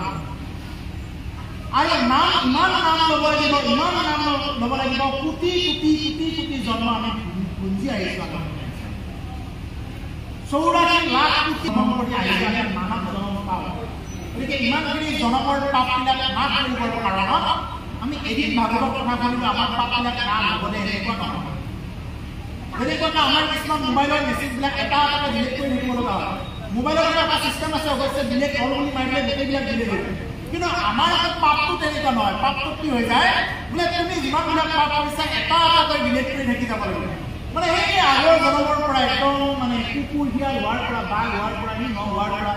আমিও আগতে তেনেকৈ আছিলোঁ এটা এটা এটা এটা ধূলি প্ৰাপ্ত হৈ হৈ হৈ হৈ আহি আহি আহি আহি মানুহৰ জন্ম পাইছোঁ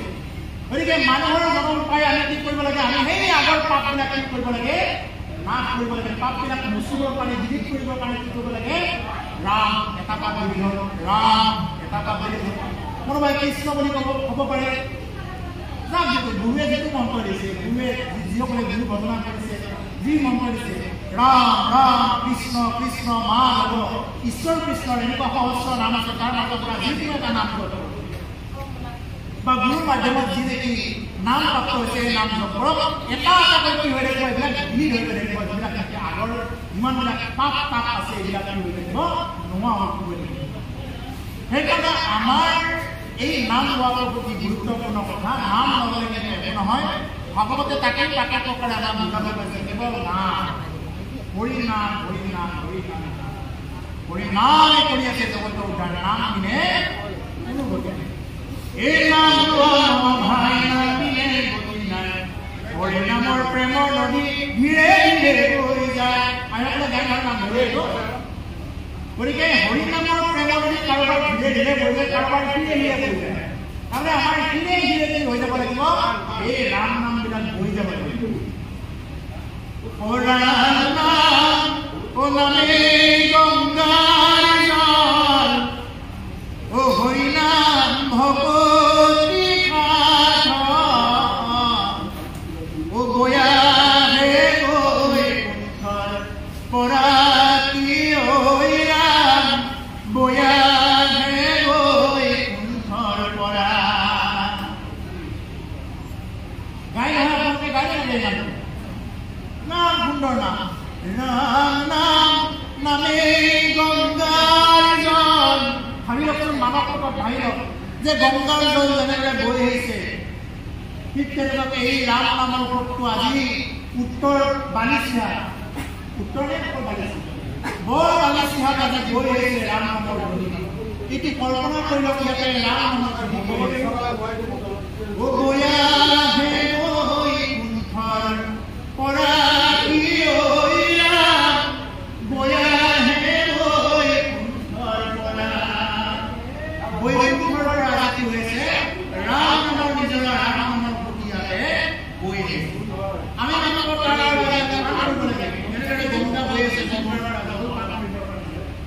গংগাৰ পানী অকণমান খাইলে পবিত্ৰ হ'ব বুলি আমাৰ কৃষ্ণ কথা ইয়াতে বৈকুণ্ঠৰ পৰা প্ৰকট হৈছে প্ৰবাহমান হৈ আছে এই কথাবিলাক অকণমান ধৰিবৰ কাৰণে চেষ্টা কৰিব ইয়াৰ পৰা যদি কিবা অকণমান যদি লৈ যাব পাৰে তেতিয়াহ'লে কি হৈ যাব পাৰিব তেওঁৰ জীৱনটো তেওঁৰ জীৱনৰ কাৰণে আমি চিন্তা কৰিব লগা সেইকাৰণে আমি কেৱল ৰাম নামত মাধৱত বিয়ামতি মতি দিয়া ৰাজা কণিকা কোনো শুনি এতিয়া আকৌ কৈছে প্ৰভুসকল এতিয়া ব্যাখ্যা কৰিলে বহুত দেৰি ব্যাখ্যাটো দীঘল হৈছে আপোনালোকে হিন্দী মানে কৈ থাকিলে কৈ পাই থাকিব তাৰমানে কি হৈ যায় আকৌ এতিয়া কথা কিন্তু নাজানিলে আকৌ ভাগৱত হাত হ'ব তাত মই যদি কাহিনী ওপৰে ওপৰে কাহিনী প্ৰয়োগ কৰি যাওঁ তেতিয়াহ'লে কিন্তু এখন মানে শুনিব আৰু এখন কাহিনী তাতে কোনো ধৰণৰ কাম নহয় গতিকে সেইকাৰণে আমি যদি এইবিলাক বিতংভাৱে শুনো তেতিয়াহ'লে আমাৰ ভাগৱত তেনেকুৱা এটা অনুষ্ঠান হয় 2 ঘণ্টাৰ কাৰণে মই ক'লো আৰু 7 দিন ভাগৱত কথা হৈছিল মহাৰাজ পৰীক্ষিত কোনে কৈ আছিল মহামাণিক্য মহন্ত সুখদেৱে মহাৰাজ পৰীক্ষিতক ভাগৱত কথা কৈছিল তাকে কৈছে যে মাধৱত মতি দিয়া শুনি উৎসুকে ৰাজাক শিকাইলা কোনো শুনি শুনে ৰাজাক শিকাইছে কোনে কোন ৰাজা মহাৰাজ পৰীক্ষিতক শিকাইছে কোনে মহামাণিক্য মহন্ত সুখদেৱে ভাগৱত কথা পৰীক্ষিতক যেনেদৰে কৈছিল ঠিক তেনেদৰে এই ভাগৱত কথা এজন গুৰুৱে একদম ভাগৱতৰ অৱস্থান এতিয়া মহাৰাজ পৰীক্ষিত সমগ্ৰ পৃথিৱীৰ 61 সম্ৰাট আছিল 61 ৰজা তেওঁৰ আদেশত কি হৈছিলে সমস্ত ৰজাবিলাকে উঠা বহা কৰিছিলে কৰবাটন দিছিলে কিন্তু সেইজন ৰজাই মৃত্যুৰ সময়ত কি কৰিছিলে ভাগৱত কথা কৈছিল আৰু আমাৰ কাৰণে ভাগৱত কথা শুনিবৰ কাৰণে এই পৰিচিত কৈ আছে আৰু মই শুনাৰ কাৰণে কি আছে পৰিচিত হৈ কৈছে ভাগৱত কথা মৃত্যু পোৱা নাই আমাৰ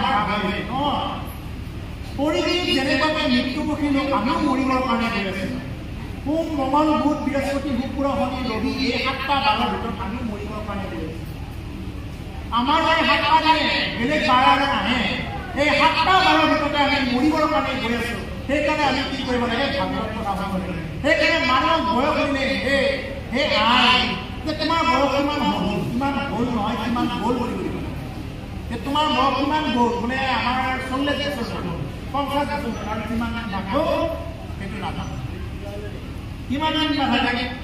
কিমান দিন নাথাকে কালি কথা কয়নে নাথাকো আজি কৈ আছে নাথাকো কিন্তু যোৱাখিনি গম পাব হৈছে আমাৰ 80 বছৰ হৈছে তাৰমানে আমাৰ যিহেতু কিমানখিনি বয়স আছে কিমানখিনি আছে আমি যিহেতু কোনেও ক'ব নোৱাৰো সেইকাৰণে আমি এইটোৱে আজি দিনটোৱে শেষ দিন বুলি ভাবি কি কৰিব লাগে ঈশ্বৰৰ কথা কৃষ্ণ শুনি ল'ব লাগে যেনেদৰে মহাৰাজ পৰীক্ষিতে 7 দিন ভাগৱত ঢুকি পাইছিলে শুনাৰ নিচিনাকৈ শুনিছিল কাৰণে ঢুকি পাইছিলে আকৌ তেওঁৰ লগতে একেলগে শুনিছিলে বাকী মুনিসকলে শুনিছিলে 60,000 মুনি সমষ্টিত ভাগৱতমতে 88,000 মুনিসমূহ কৰিছিলে ভাগৱত। সেই ভাগৱত পঢ়া মুনিসকলে কি কৰিলে তেওঁলোকে মানে পৰিচিতভাৱে কৈছে মনটো মানে এইবুলি ভাবি ল'লে। এইবুলি ভবাৰ কাৰণে পুনৰবাৰ ভাগৱত পঢ়িব লগা হ'ল উত্তৰ। গতিকে আমাৰ মতে এই ভাগৱত পঢ়াখিনি যাতে আমাৰ বোলে মোকে কৈ আছে বুলি ভাবি ইয়াতে এজনে বুলি ভাবি লওক, ইয়াত বেলেগ কোনো নাই, মোকে কৈ আছে বুলি ভাবি লওক। বোলে ইয়াত অকল মই বহি আছো, মোক কৈ আছে ভাগৱত কথা, গুৰুদেৱে নিজে কৈ আছে বুলি ভাবি লওক। ভাগৱতক যিয়ে গ'লে তেওঁ গুৰু বৰ মান্যতা প্ৰদান কৰিব লাগে, গুৰু বুলি মান্যতা প্ৰদান কৰিব লাগে। ভাগৱত চোৱা বা ভাগৱত প্ৰবচন কৰা বা গুৰুস্থানীয় ব্যক্তি যিয়ে নেকি গুৰু বুলি ভাবি ল'ব নোৱাৰে তেওঁৰ কোনো ধৰণৰ সাৰ্থকতা নহয়। কাৰণ গুৰু মান্যতা কৰা, গুৰুক যদি মান্যতাই নকৰে তেতিয়াহ'লে তেওঁৰ একো জ্ঞান প্ৰাপ্ত নহয়। গতিকে সেইকাৰণে ভাগৱত কোৱাৰ সময়ত হ'লেও অন্তত গুৰুৱে মোক কৈ আছে এই যাতে আমি এই কথাখিনি ল'ব পাৰোঁ, তেতিয়াহে ভাগৱত শুনাৰ সাৰ্থকতাটো হ'ব। নহ'লে কিন্তু এইবিলাক শুনিব পাৰিব, তেতিয়া কোৱাৰ দৰে পানীত সোমাই থকাৰ নিচিনা হ'ব, সাঁচ নল'ব। কৃষ্ণৰ চৰণৰ দিনে নাহিকে পুতি 11 স্কন্ধত পইলা নৰহাৰ বুলি। গতিকে কৃষ্ণৰ চৰণৰ দিনে আৰু মুক্তি নাই বুলি। কৃষ্ণৰ চৰণত যদি কোনোবাই শৰণ লোৱা নাই তেতিয়াহ'লে আৰু মুক্তি নাই, তাৰ পৰা আৰু মুকুতি কেতিয়াও নাপাব। গতিকে কৃষ্ণৰ চৰণ বিনে যিহেতু বেলেগ আৰু ক'তো মুকুতি নাই, সেইকাৰণে মুকুতি পাবৰ কাৰণে বা মুকুতি হ'বৰ কাৰণে মুকুতিও দিয়ে ভগৱন্ত কৃষ্ণ। যদিও ভকতে মুক্তি বাঞ্ছা নকৰে, ভগৱন্ত পুৰুষক মানে ভগৱন্ত পুৰুষৰ যিমানবিলাক ভক্ত আছে ভক্তসকলে কি নকৰে, মুক্তিকো বাঞ্ছা নকৰে। তাকে নামঘৰত প্ৰথমতে কৈছে মুক্তিত নিস্পৃহ যিটো সেই ভকতক নাম ৰসময়ী মাগো ভকতি। গতিকে মুক্তিকো কি নকৰে, ভকতসকলে বাঞ্ছা নকৰে। তথাপি কি কৰে যে মুক্তিও দিয়ে বুলি কৈছে ভগৱন্ত কৃষ্ণ, কৈছে মুক্তিও দিয়ে। গতিকে 11 স্কন্ধত এই কথাবিলাক খুব সুন্দৰকৈ মানে দঢ়াই যুক্তি দি এইবিলাক কথা কৃষ্ণ উদ্ধৱ সংবাদত বা নিমি নৱসিদ্ধ সংবাদ 11 স্কন্ধত আছে। এইবিলাক স্কন্ধত খুব সুন্দৰকৈ এইবিলাক বৰ্ণনা দিয়া আছে। এইবিলাক পাৰ হৈ গ'ল, খুব ৰসালৈ দিয়ে এইবিলাক। কপিল দেৱৱতী সংবাদ, এই যে এজন সন্তান গৰ্ভত কেনেকৈ আনিব লাগে, গৰ্ভত যিসকলে নেকি সন্তানৰ বাঞ্ছা কৰিছে কেনেকৈ আনিব লাগে, কিমান সময়ত সন্তান আনিলে কেনেকৈ মানে ভাল সন্তান জন্ম হয়, এই যে কিছুমান যে অসুৰৰ নিচিনা সন্তান আহে, কাৰো কথা যে হাক বচন নুশুনে, এই যিমানবিলাক যে হৈ থাকে এইবিলাক কিহৰ কাৰণে হয়, জন্ম দিব নাজানে। মানুহে বিয়া হ'ব জানিছে, বিয়া হ'ব জানিলে নহয়। আমাৰ ডাঙৰ হৈছে, বয়স হৈছে দে মই বিয়াখন কৰাই দিম, আমাৰ বাপাকে মাইনাকে নহ'ব, বিয়া কৰাই দিলে নহ'ব, তেওঁলোকক ভাগৱত শুনাব লাগিব। যদি কোনোবাই যদি ভাল সন্তান আনিব খুজিছে, যদি কোনোবাই যদি গাঁৱত যদি উন্নত কৰিব খুজিছে, তেতিয়াহ'লে ভাগৱত ভক্তিত আহিব লাগিব, কৃষ্ণ কথা শুনিব লাগিব। কৃষ্ণ কথা নুশুনাকে তেওঁ আৰু তেনেকুৱাকে সেইবিলাক দৰ্শনত তেওঁ গ'লে নাপাবগৈ। গতিকে সেইকাৰণে আমি যাতে ভাগৱত কথা শুনি যাতে আমি জনা বুজা ব্যক্তিৰ পৰা, যদি নাজানো জনা বুজা ব্যক্তিৰ পৰা এইবিলাক জানি লওঁ। কোন সময়ত স্থিতি কৰিলে কোনটো সন্তান আহে, কোন সময়ত স্থিতি মানে গৰ্ভত স্থিতি কৰালে কোনটো সময়ত মানে বেয়া সন্তান আহে, দস্যু সন্তান আহে, অসুৰৰ নিচিনা। পঢ়ালেও বুজি নোপোৱা, 10টামান টিউশ্যন দিলেও যে মাথাত কিছুমানৰ নৰয়, কিছুমানৰ যে টিউশ্যন অবিহনে যে আজি APSC পৰীক্ষাত যে উত্তীৰ্ণ হৈ আছে, টিউশ্যন নোলোৱাকৈ কিয়, কেনেকৈ পাৰিছে, এইবিলাক তাৰমানে বহুত ধৰণৰ কথা আছে, জন্মৰ ক্ষণ সময় আছে। গতিকে সেইকাৰণে এইবিলাকতো যাতে আমি গুৰুত্ব দিওঁ। এইবিলাক যদি গুৰুত্ব নিদিয়ে তেতিয়াহ'লে কিন্তু মানুহটো দেখাতহে মানুহ হ'ব, ভিতৰৰ পৰা এটা অসুৰ প্ৰবৃত্তি হ'ব। গতিকে সেইকাৰণে যাতে আমাৰ এইবিলাকতো গুৰুত্ব নিদিয়ে। হেৰা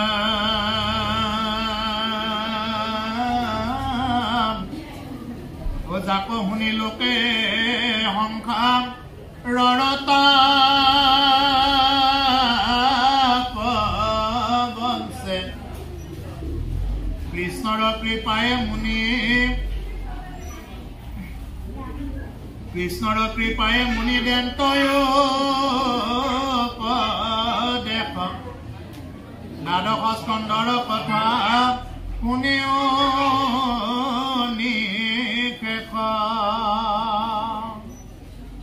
এতিয়া কৃষ্ণৰ অশেষ কৃপাত কি কৰিছে যে এই কথাবিলাক মুনিয়ে দেন্ত উপদেশ, সুখদেৱে মহাৰাজ পৰীক্ষিতক এইবিলাক কথা উপদেশ দি আছে। অৰ্থাৎ মানে ঈশ্বৰৰ কৃপা লাগিব। ঈশ্বৰ যদি কৃপা নাথাকে, ঈশ্বৰৰ কৃপা নাথাকিলে এইবিলাক কথা কিন্তু কোৱা নাযায়। এটা যেনেকৈ আজি আপোনালোক এই ভাগৱত কথা ক'বৰ কাৰণে আহিছোঁ এই ভাগৱত কথা কৈ আছোঁ মানে কি কোৱাইছে এইটো মই ক'ব পৰা নাই এইটো মোৰ বুলিবলৈ ইয়াতে একোৱেই নাই এইটো চব ভগৱন্ত পুৰুষে নিজেহে কোৱায় তেওঁ ক'লেহে মই ক'ব পাৰিম তেওঁ নোকোৱালে ইয়াত মোৰ ক'বৰ কাৰণে বিশেষকৈ মোৰ বুলিবলৈ ইয়াতে একো নাই আমাৰ মোৰ বুলিবলৈ ইয়াত একোৱে নাই চব মানে তেওঁৰ ইচ্ছাতে আমি চবেই কি কৰিব পাৰিছোঁ কথা ক'ব পাৰিছোঁ আহিব পাৰিছোঁ তেওঁ যদি ইয়াতে স্থিতি নকৰিলেহেঁতেন তেওঁ যদি মানে কৃপা নকৰে তেতিয়াহ'লে কিন্তু এই ভাগৱত কথা কৃষ্ণ কথা কোনেও কাকো ক'বও নোৱাৰে আৰু শুনিব সেইকাৰণে কৈছে যে অশেষ কৃপা পোৱাৰ পিছত সেই গুৰুদেৱ শুকে মহাৰাজ পৰীক্ষিতক এই উপদেশবিলাক দি আছে দ্বাদশ স্কন্ধৰ কথা শুনিও নিষেধ আৰু এই দ্বাদশ স্কন্ধৰ কথাবিলাক এতিয়া আহিছে এতিয়া দ্বাদশ স্কন্ধত কলিত মলিনা হইবে যতে পতি গুচিবে আচাৰ ধৰ্ম হইবে দুৰ্মতি এৰাম যেন ৰাজা যেন প্ৰজা এৰিবে আচাৰ অধৰ্মে জুৰিবে হইবে লোকয়ে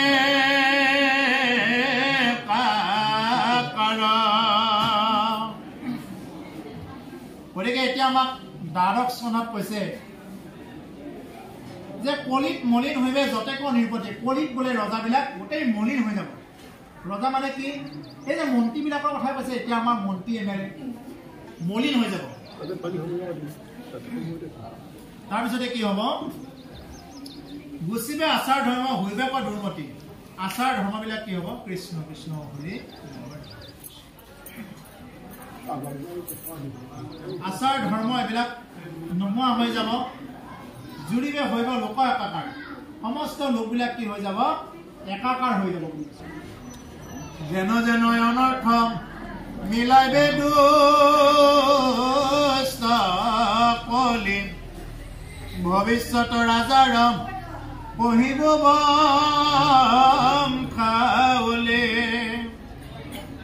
এৰাম উপজায় লোকৰ মনত বিৰপতি দুনাই দুনাই নিপতিত অধৰহাই যুৱতী গতিকে যে যেন যেন অনৰ্থ মিলাবে দুষ্ট কলি কলি এনেকুৱা অনৰ্থ মিলাব মানুহৰ মাজত মানে ভৱিষ্যত ৰাজাৰ পঢ়িব বংশাৱলী গতিকে কেনেকুৱা অনৰ্থবিলাক মিলাই সেই কথাবিলাক মই তোমাৰ আগত কম বুলি শুকদেৱে পৰীক্ষিতৰ আগত কৈ আছে উপজায় লোকৰ মনত বিৰপতি দুনাই দুনাই নিপতিত দৰহাই যুৱতী গতিকে যে লোকৰ বিৰক্তি যাতে হয় যাতে মানুহৰ যাতে এই কলিকালত এই কথাবিলাক গম পাই যাতে কলিকালৰ প্ৰতি অলপ বিৰক্তি ভাৱ জাগি উঠে যে কলিকালতো কি কৰিব পাৰে কৃষ্ণ কথা শুনিব পাৰে বিৰক্তি ভাৱ যাতে জগাই তুলিব পাৰে পৰীক্ষিত কোৱাৰ চলেৰে শুকদেৱ গুৰুৱে আমাৰ সকলোকে এই কথাবিলাক কৈ আছে লোকক উপকাৰ কৰিবৰ কাৰণে দুনাই নিপতিত দুনাই দুনাই নিপতিত দৰহাই যুৱতী দুনাই দুনাই নিপতিক মানে বিভিন্ন প্ৰকাৰৰ যুক্তি দি দি দৰহাই দৰহাই এই হেতু দ্বাদশ কৰিলো আৰম্ভ কলিৰ প্ৰভাৱে প্ৰজা হইবে দুষ্ট দম্ভ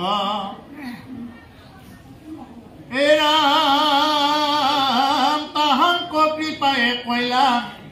ও মহামুনি হুকে টিকাৰ সন্মত ছয় ও শুনিলা চুকে গতিকে এই হেতু দ্বাদশক কৰিলোঁ আৰম্ভ সেইকাৰণে মই দ্বাদশ স্কন্ধৰ অধ্যায়টো মই আৰম্ভ কৰিছোঁ যে কলিৰ প্ৰভাৱে প্ৰজা হইবে দুষ্ট দম্ভ কলিৰ প্ৰভাৱত প্ৰজাবিলাক দুষ্ট দম্ভ হৈ যাব ইমান দুষ্ট হৈ যাব কলিৰ প্ৰজাবিলাক নিজকে মানে কৃত্ৰিম বুদ্ধিৰে সজাই থকা হ'ব দম্ভ হ'ব কাৰো কথা নুশুনে কোনোবাই যদি ভাল উপদেশ দিয়ে নুশুনে কোনোবাই যদি বেয়া কথা এটা উপদেশ দিয়ে বেয়াটো কিন্তু পটকৈ মানি ল'ব, কিন্তু ভাল কথাটো কিন্তু মানি ল'বৰ কাৰণে কলিৰ মানুহে টান পাব। তাহাঁক কৃপায়ে কইলা মহামুনি ভোকে টিকাৰ সন্মত চয় শুনিলা উৎসুকে। গতিকে কৃপা কৰি মহামুনি ভোগদেৱে এইবিলাক টিকা ভাষ্য চাই কি কৰিছে, এইবিলাক পৰম উৎসাহেৰে এই কথাবিলাক কৈ আছে। গতিকে আপোনালোকৰ যিহেতু আৰু বেলেগ অনুষ্ঠান আছে, গতিকে সেইকাৰণে ইমানতে সামৰিব লাগিব। আপোনালোকৰ যিহেতু এটা কমিটিৰ পৰা এটা নিৰ্দেশনা আহিছে যে বিশেষ অনুষ্ঠান থকাৰ কাৰণত, গতিকে ভাগৱতৰ আমাৰ আজি মানে এটা চেবু যোৱা নাই বাৰু, থাকিলে বহুতখিনি থাকিলে। গতিকে আমি ইমানতে ৰাখিব লাগিব ভাগৱত অনুষ্ঠান, কাৰণ আৰু আপোনালোকৰ হয়তো বেলেগ অনুষ্ঠান কিবা কিবি আছে, নাম ধৰিব আইসকলে। গতিকে ইমান সুন্দৰ এটা পৰিৱেশত আপোনালোকে যেনেকৈ কৃষ্ণ কথা শুনি আছে, ইমান সময়ে আপোনালোক প্ৰতিবদ্ধীকে প্ৰভু ভগৱন্তই কৃপা কৰক। শেষৰ এই কথাখিনি এতিয়া মই কথাখিনি ক'ব গৈছোঁ। এনেকৈ আহি আহি কলিৰ যুগত প্ৰজাবিলাকৰ মাজত এনেকুৱা উৎপাত হ'ব, এনেকুৱা উৎপাত হ'ব। এতিয়া যি দেখা পাই আছে ইয়াতকৈ আৰু উৎপাত হ'ব। এইবিলাক ইয়াত থাকিব নোৱাৰা হ'ব। কৃষ্ণ কথা শুনাৰ কাৰণে মন মানসিকতা মানুহৰ নোহোৱা হৈ যাব। মানুহৰ মানে কেৱল বিষয়ী কথাবিলাকত আসক্ত হৈ থাকিব। মানুহে ভাল কথা শুনিবৰ কাৰণে অকণমান সময়ো মানে ল'ব নোৱাৰা, অভাৱ হৈ যায়। মানুহে হস্পিটেলত হয়তো দিনে ৰাতিয়ে ৰখি থাকিব পাৰিব, কিন্তু মানুহে কৃষ্ণ কথা শুনাৰ কাৰণে সময়ৰ অভাৱ হৈ যাব। এইবিলাক কথা এতিয়া কৈ যাব। ইয়াৰ পিছত এনেকুৱা হৈ যাব মানুহক অচিনাকি এটা এটা বেমাৰে আক্ৰমণ কৰিব। এনেকুৱাকৈ মানুহে এদিন বিভিন্ন প্ৰকাৰে ঘূৰি ঘূৰি ঘূৰি ঘূৰি ঘূৰি ঘূৰি কি হ'ব, মানে খাবলৈ নাপাব, পাহাৰে পৰ্বতে ঘূৰি ফুৰিব লগা হ'ব। ৰজাবিলাকক, যিবিলাক মন্ত্ৰী বিধায়ক আছে, এইবিলাকক প্ৰজাবিলাকৰ ওপৰত শাসন শোষণ কৰিব, বিভিন্ন প্ৰকাৰৰ কৰ কাটলিবিলাক দিব। সূৰ্যৰ উত্তাপ দিনক দিনে বাঢ়ি আহিব। শস্যটো দিব, মৎস্যটো দিব, টুটিব জ্ঞানৰ ক্ষতি। শস্য যিমানবিলাক আছে এতিয়া খাই আছে, এইবিলাকৰ পৰা মানে নোহোৱা হৈ যাব এটা সময়ত। এটা সময়ত চাব আমাৰ ঘৰৰ ওচৰতে পানীলাওডাল হৈছিলে, কোমোৰাডাল হৈছিলে, এনেই হৈ গৈছিলে। এতিয়া ৰুই পেলাই ঔষধ মাৰিলেও মানে কোমোৰাডাল হ'বৰ কাৰণে টান পায়, পানীলাওডাল হ'বৰ কাৰণে টান পায়। ঔষধ মাৰিলেও নহয়, ঔষধৰ বলত কিবা এটা অকণমান এনেকৈ হওঁতে হওঁতে হওঁতে হওঁতে কি হৈ যায়, এদিন মানুহে এইবিলাক খাবৰ কাৰণে নোপোৱা হৈ যাব। এনেকৈ হওঁতে হওঁতে হওঁতে হওঁতে গৈ শেষত গৈ মানুহে খাব নাপায়, পাহাৰে পৰ্বতে ঘূৰি মানে বিভিন্ন প্ৰকাৰৰ বনৰীয়া জীৱ জন্তুবিলাক ভক্ষণ কৰি ফুৰিব লগা কৰিব। এদিন জীৱ জন্তুও নাপাব। এদিন এনেকুৱা এটা অৱস্থা হ'বগৈ, মানে শেষত গৈ কেৱল মানে হে ঈশ্বৰ তুমি যদি আছা, তুমি কৃপা কৰে ঈশ্বৰৰ সেইদিনা থিয় হ'ব। আজি যিমান মানুহে ধনক লৈ গৌৰৱ কৰি আছে, টকাক লৈ, দেহাক লৈ, এইবিলাক জীৱন যৌৱনক লৈ যিমানবিলাক গৌৰৱ কৰি আছে, এই গৌৰৱ কৰিবৰ কাৰণে একো নাথাকিবগৈ। সেইদিনা শেষত গৈ কেৱল মানে মানুহবিলাক মানে একেবাৰে চাপৰ হৈ, এতিয়া আগতে ইমানবিলাক আছিল 16, এতিয়া মানুহ আছিলে। এতিয়া মানুহবিলাক গৈ গৈ মানে 3 হাত 3.5 হাতৰ মানুহ হৈ পৰিছে। এতিয়া লাহে লাহে আৰু কমিব। গতিকে সেইকাৰণে যে কি হৈ যাব, এইবিলাক এনেকৈ গৈ গৈ শেষত গৈ কলিৰ শেষত কল্কি ৰূপে প্ৰভু ভগৱন্তই তেতিয়া অৱতাৰ গ্ৰহণ কৰিব। ভগৱন্ত কল্কি তেতিয়া অৱতাৰ গ্ৰহণ কৰিব, আৰু কল্কি অৱতাৰ হৈ মাত্ৰ 7 দিনৰ ভিতৰত তেওঁ পৃথিৱী স্থিৰ কৰিব। মাত্ৰ 7 দিন এটা সময় ল'ব। কল্কি অৱতাৰে ইমান দিন সময় নলয়। কল্কি অৱতাৰ হ'লে মাত্ৰ 7 দিনৰ ভিতৰত পৃথিৱীক স্থিৰ কৰি তেওঁ কি কৰিব, কলিত সত্য ধৰ্ম আচৰণ কৰাব। তাৰপিছতে সাধু সন্তবিলাক বাচি যাব, যিবিলাক অহংকাৰী, যিবিলাক মানে তেওঁৰ দয়াত নাই, তেওঁৰ কৃপাৰ কথাত নহয়, বা তেওঁক যিবিলাক এনেকৈ মানে সেৱা নকৰে, সেইবিলাক তেনেকুৱাকৈ ধ্বংস হৈ যায়। গতিকে এনেদৰে কল্কি অৱতাৰ, কল্কি পুৰুষৰ অৱতাৰ নহয়, তেনেকুৱাকৈ তেওঁ পুনৰ আকৌ সত্য যুগৰ ৰচনা কৰাব। কিন্তু এতিয়া কলি যুগৰ আয়ুস বৰ্তমান 4,32,000 বছৰ। আমাৰ যেনেকুৱাকৈ এতিয়া 4টা যুগ মিলি এটা মহাযুগ হয়। সত্য যুগ, ত্ৰেতা যুগ, দ্বাপৰ যুগ, কলি যুগ, এনেকুৱাকৈ 4টা যুগ মিলি এটা মহাযুগ হয়। এনেকুৱাকৈ বহুত মহাযুগ মিলিহে কি হৈ যাব, মানে ব্ৰহ্মাৰ একদিন এৰাতি হ'ব। তেনেকুৱাকৈ গৈ গৈহে এটা দিন ৰাতি হ'বগৈ, হৈ হৈহে এই কলি যুগৰ সামৰণি হ'ব। এতিয়াও কলি যুগ যোৱাই নাই, কলি যুগৰ আৰম্ভণিয়ে এতিয়া। কলিয়ে এতিয়া মানে দেউতি উঠিছে, আৰু দিবৰ কাৰণে বাকী আছে। আৰু যেতিয়া দিবগৈ তেতিয়াহে কি হ'বগৈ, আৰু প্ৰজাবিলাকৰ মাজত আৰু এইবিলাক শুনাৰ কাৰণে মন মানসিকতা নাথাকিব। তেতিয়া মানে একদম সাধু সন্তক বিচাৰি নোপোৱাৰ নিচিনা হ'ব। অ'ত এটা এনেকুৱাকৈ বিচাৰি পাব। সাধু সন্ত বোলা বস্তুটোৱে নাথাকিবগৈ। এনেদৰে গৈ গৈ কল্কি ৰূপে ভগৱন্ত আৱিৰ্ভাৱ হ'ব। গতিকে সেইকাৰণে যাতে আমি এতিয়া বৰ্তমান কলি যুগত এটাই নাম আছে কৃষ্ণ আৰু ৰাম নাম। কৃষ্ণ ৰাম নাম মানে কলি যুগত আৰু যিহেতু গতি নাই। শাস্ত্ৰ ভাগৱত য'তেই নাচাওক কিয় আপুনি বেদ বেদাংগ যিয়ে অধ্যয়ন নকৰক, কলি যুগত কেৱল ৰাম নাম কৃষ্ণ নাম বুজিলে কি হৈ যাব, তেওঁ ঈশ্বৰক পাব। ৰাম নাম নবজিলে তেওঁ তাতে পৰি থাকিব, পুনৰ অহা যোৱা যাতায়াততে থাকিব লগাত পৰিব। সেইকাৰণে সেই বাপ মানৱ আই মাতৃ হ'ব। আজিৰ এই অধ্যায়টোৰ কথাখিনি এইখিনিকে আছিলে। বহলভাৱে গ'লে আজি এতিয়াৰ পৰা ৰাতিলৈ ক'লেও শেষ নহ'ব। এটা অধ্যায়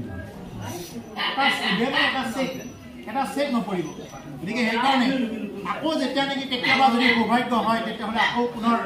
বৰ বালি দিয়া বাকী ৰাইজক আকৌ পুনৰ লগ পাম বুলি আশা ৰাখিলোঁ। পূৰ্ববৰ্তী কৃপা কৰিলে আকৌ পুনৰ লগ পাম। ইমান সুন্দৰ আপোনালোকে ইমান সুন্দৰকৈ নিবিলি পৰিৱেশত কৃষ্ণ কথা শ্ৰৱণ কৰি থকাৰ কাৰণে আপোনালোক প্ৰতিপতিকৈ ধন্যবাদ কৃতজ্ঞতা জনাইছোঁ। আপোনালোক প্ৰতিপতিকে প্ৰভু ভগৱন্তই কৃপা কৰক। যিসকল উদ্যোক্তাই ইমান কষ্ট কৰি দিন ৰাতি খাটনি কৰি এই অনুষ্ঠানভাগ আয়োজন কৰিছে, ইমান কষ্ট কৰি ভগৱন্ত পুৰুষে তেওঁলোকক কৃপা কৰক। তেওঁলোকে যাতে ভগৱন্ত পুৰুষৰ কৃপাৰে যাতে আগলৈ যাতে এনেদৰে আৰু এনেকৈ অনুষ্ঠান কৰিব পাৰে, সাধু সন্তৰ যাতে সংগত যাতে সদায় থাকিব পাৰে। সমস্ত ৰাইজৰ মংগল হওক, সমস্ত ৰাইজৰ কুশল হওক, প্ৰভু ভগৱন্তই কৃপা কৰক এইটোৱে আশা ৰাখি আমাৰ ভাগৱত কথা ইমানতে বিৰাম দিছোঁ।